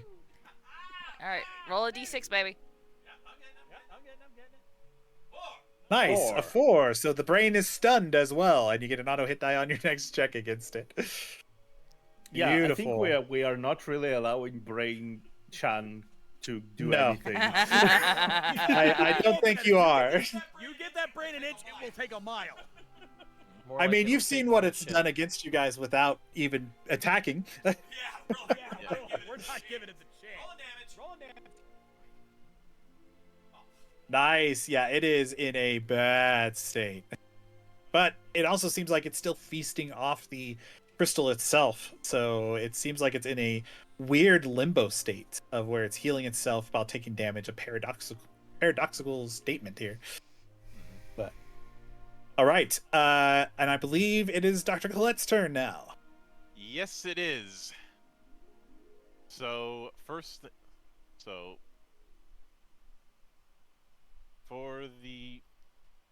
quick question: if I were to use a one of my medi shots on Roger over here, would that count as my action?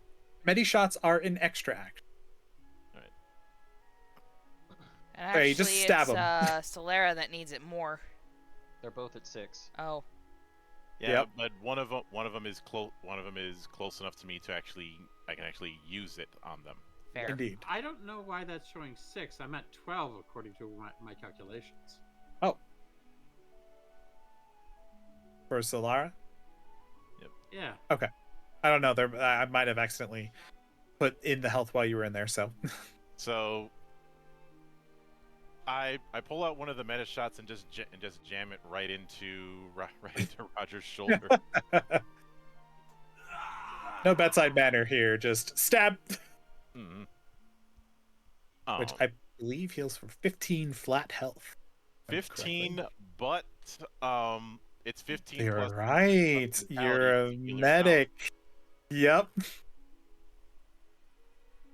And what's 15 your mentality? bucks? 6? My mentality is 6. I'm gonna say the trouble doesn't matter because I wasn't that low to begin with. My max was 32. You already got me back up to full. Yep. That is our medic for you.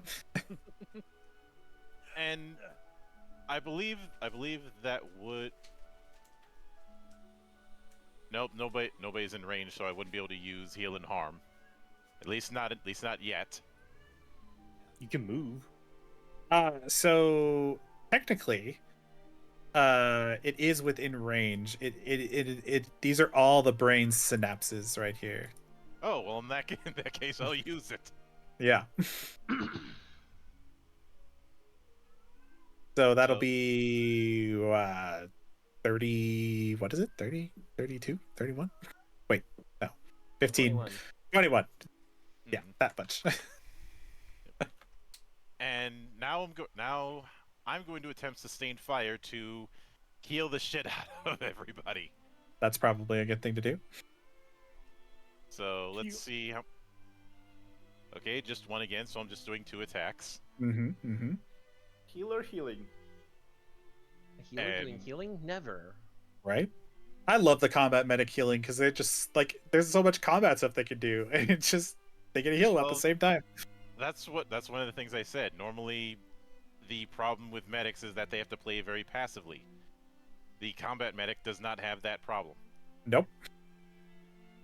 The more you So- smash, the more you heal. And the more you heal, the more you smash. Nice. Nice, So, that hits. Oh, I'm- and you got an auto hit on that, so you critically succeed. All right. Yeah, Thanks because to our everybody. negotiator Yeah, because everybody got an auto hit. on their next check. Yep. See, you can do it. You nice, can you're do a gonna lot do of double things. damage to it too. You can do a Double lot of damage. things there, negotiator. Oh my You can do a god, he lot of got a things. 6. Yeah, you got another 6. Yep. So it's double damage because it's Yep. it's a strong or higher enemy. So go ahead and roll your damage. All right. Okay, and So then that's added. 18. Yep, so that's 18, and then you get to add. We add that d6 you rolled to damage, so that's another 6 on top of that. So 24 damage. All right. S15, take 24 HP. I'm just overloaded. I'm back to full. I'm back to full. Which also does another 24 damage to the brain. Yeah. Gotta love harm and heal. Heal and harm. Yep. And now for the second attack. As that happens as well, by the way, it did reach its next threshold, and everyone after the healing takes an additional 10 damage from the brain. I'm gonna Oh. obviously Is that take- halved? It's We halved, lower yes, to half, 5. Everything we lower, yeah, so 5. I am spending two. Actually, I don't need to spend. I'm gonna be using my reroll. Okay. I'm gonna Oh. use my my reflection power to reduce the incoming damage by my judgment to minimum 1, as in Okay. I'm only taking 1 damage. Yes. All right. I'm boosting that 4 to a 5. Okay, that will and hit. And all right, since that hits, I was gonna re-roll the extra one to see if I could do anything further, but no, not enough. No. Oh, You got a critical success on a 6, though, so. yeah. Earlier. That's not to get greedy. So. All right, roll your damage. Mhm. So 8. 8. Beautiful. All right, so that's another 8 damage to it. And then are you going to heal someone by 8? Yes, I am. I am Solara. Get 8 HP.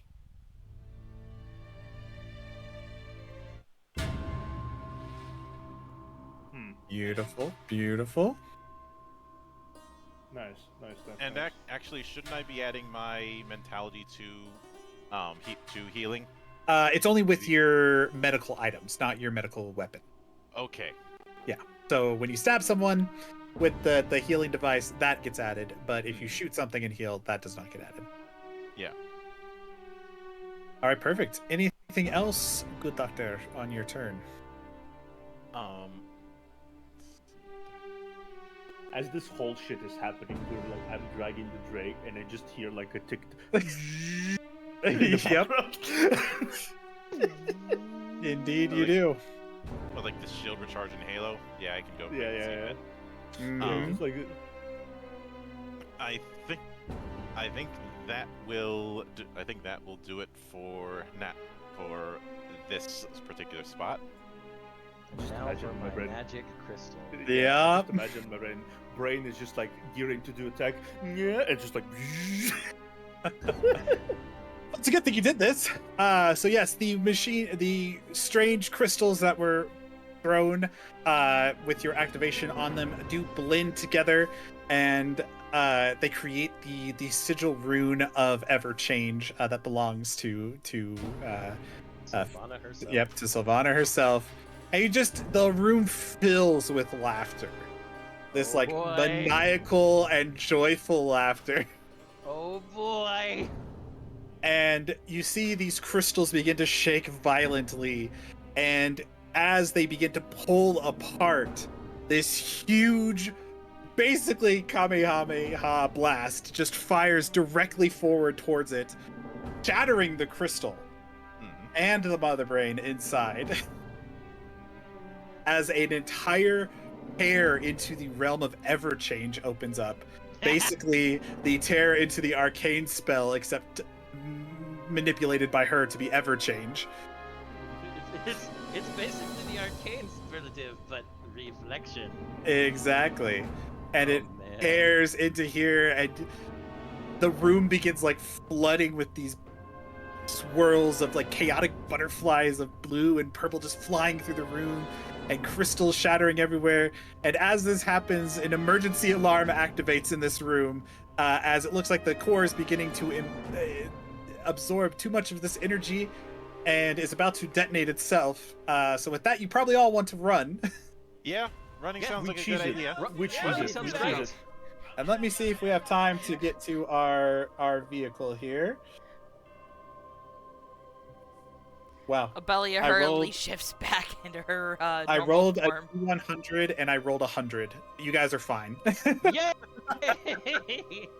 The rooms begin collapsing in on themselves as you're driving away. Some of the hive mesh is falling, but you're able to just avoid it. This huge, just these chaotic butterflies following after you, beginning to consume the room itself.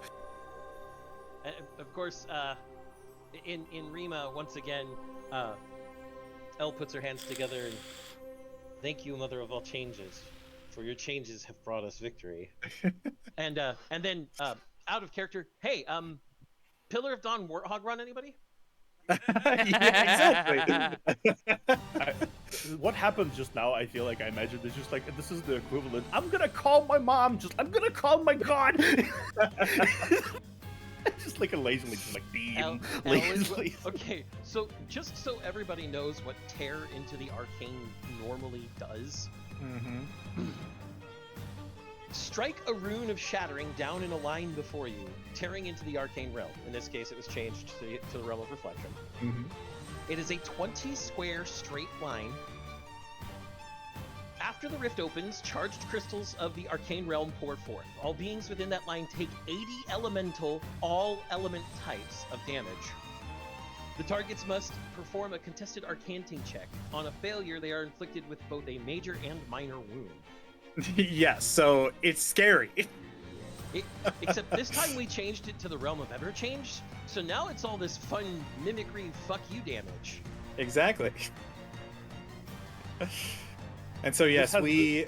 Yeah, it's really cool. I need someone who has. Let's have our soldier here because I think your soldier has the highest finesse. Make a finesse check for me, please. A finesse check. Okay. Yep. So to do that one, it's just up at the top, and you just hit in the virtue box. Just hit the F. Nice. Okay, that's all I was looking for. With that, you kind of take over the piloting. You manage to just avoid these arcane or these elemental ever-change reflection crystals that are bursting out of the ground in front of you. Everything is collapsing. You see the bugs are even trying to run away, but being consumed. You see these strange eldritch abominations, like these arms just reaching out of the ground, grabbing towards individual larger bug species and just ripping them in half as the realm of Everchange is bursting into this place. And of course, Sildana's laughter. Of trailing us course. The entire time. The entire time. Just this maniacal and yet jovial laughter. It's somehow both. Terrifying and uplifting. Imagine the old screaming laughter of the great fairies from the Great Fairy Fountain in Legend of Zelda: Ocarina of Time. Yeah, there we go. If I have to find a clip, I will. No, I'm pretty sure we know. I hear that laugh in my head. You hear that laugh in your nightmares. Yes, I do. So yes, we proceed forward. We do manage to get to the fighter, the frigate that is remaining here. Everybody kind of like piles on inside as these crystals are growing farther, and even more horrifying beasts are showing up. Elle looks out one of the viewports, sees some of the monsters. I'm like, just like in summer camp in the realm of reflection. Those were the days. Precisely. Thankfully, C-15 is just focusing on piloting everyone out there. yeah. Thankfully, the virtual intelligence is still active on this vessel, and you guys are able to get it to activate and leave within the time frame here, as you have successfully completed your mission.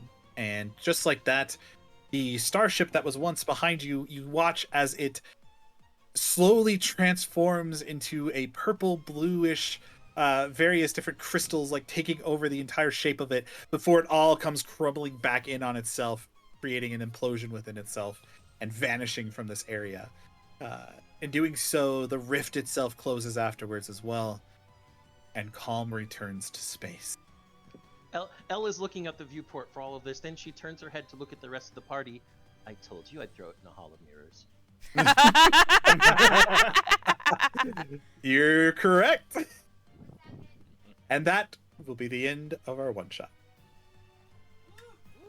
And now you see why we lauded the hell out of this game on our Valley of the Judged. Yeah. Oh yeah, absolutely. I had a blast with this. Are you kidding me? Yeah, yeah. I'll be honest. There are some days where I'm not as heavily engaged, and sometimes the game doesn't just draw me in. Mm-hmm. This was not one of those days. I had a Yay. lot of fun with this.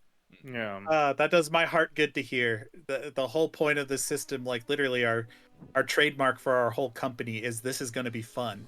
So I'm glad to hear that. Yeah, no, this was really cool. Yeah, we'll have to do this one again.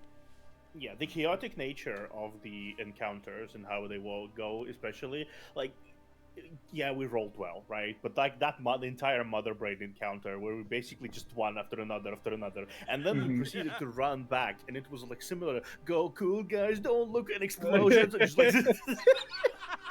Exactly. There's also the fact that not only did we fight what was essentially Mother Brain, we even finished it off with the wave beam. Yes. We did. Ended with a base being exploded, so... Yep. This was all Trifecta. Super Metroid. This was just Super And- Metroid. Sorry, yeah.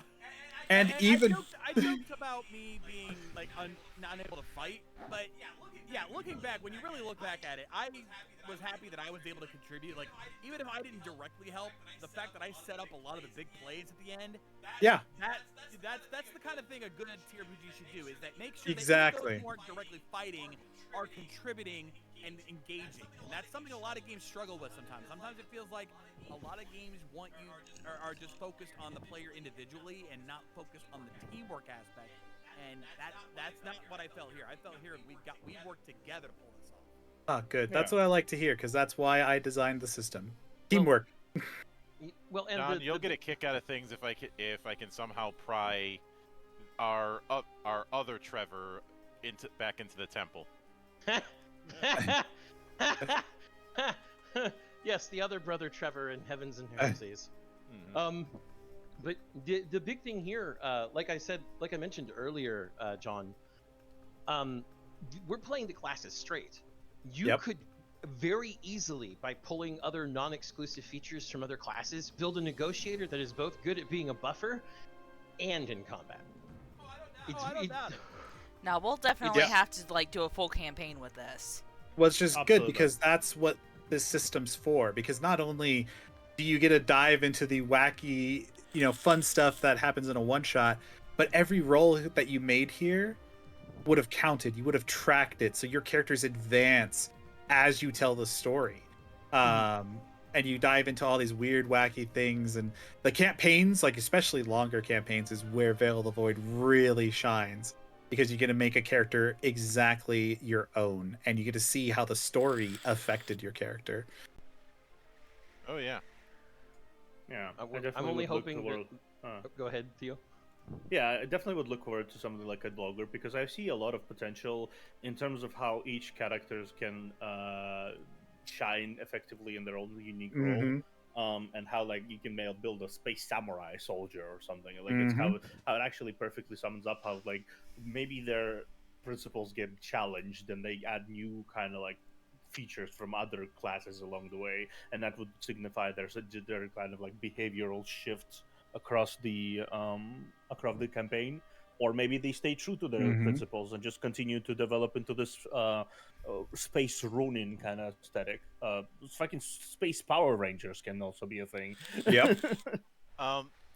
It's funny that you made a space samurai remark, Theo, given S15's design. Yeah, exactly. That's exactly why I'm making this remark.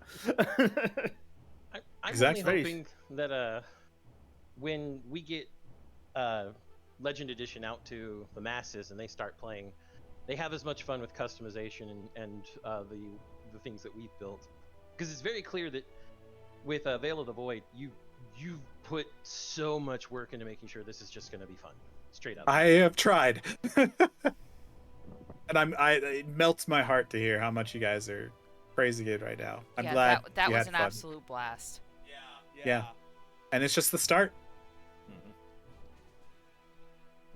And well, And- there's the best/worst is always yet to come.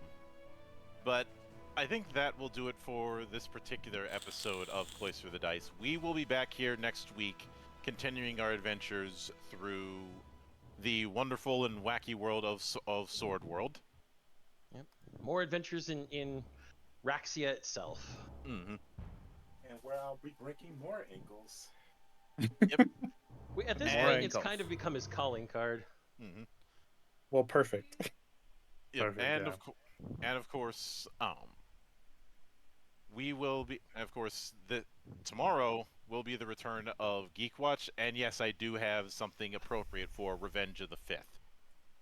Beautiful. But until then, on behalf of the good brothers present and not present, my name is Mildra. I am your gaming monk. Stay fucking frosty, everybody.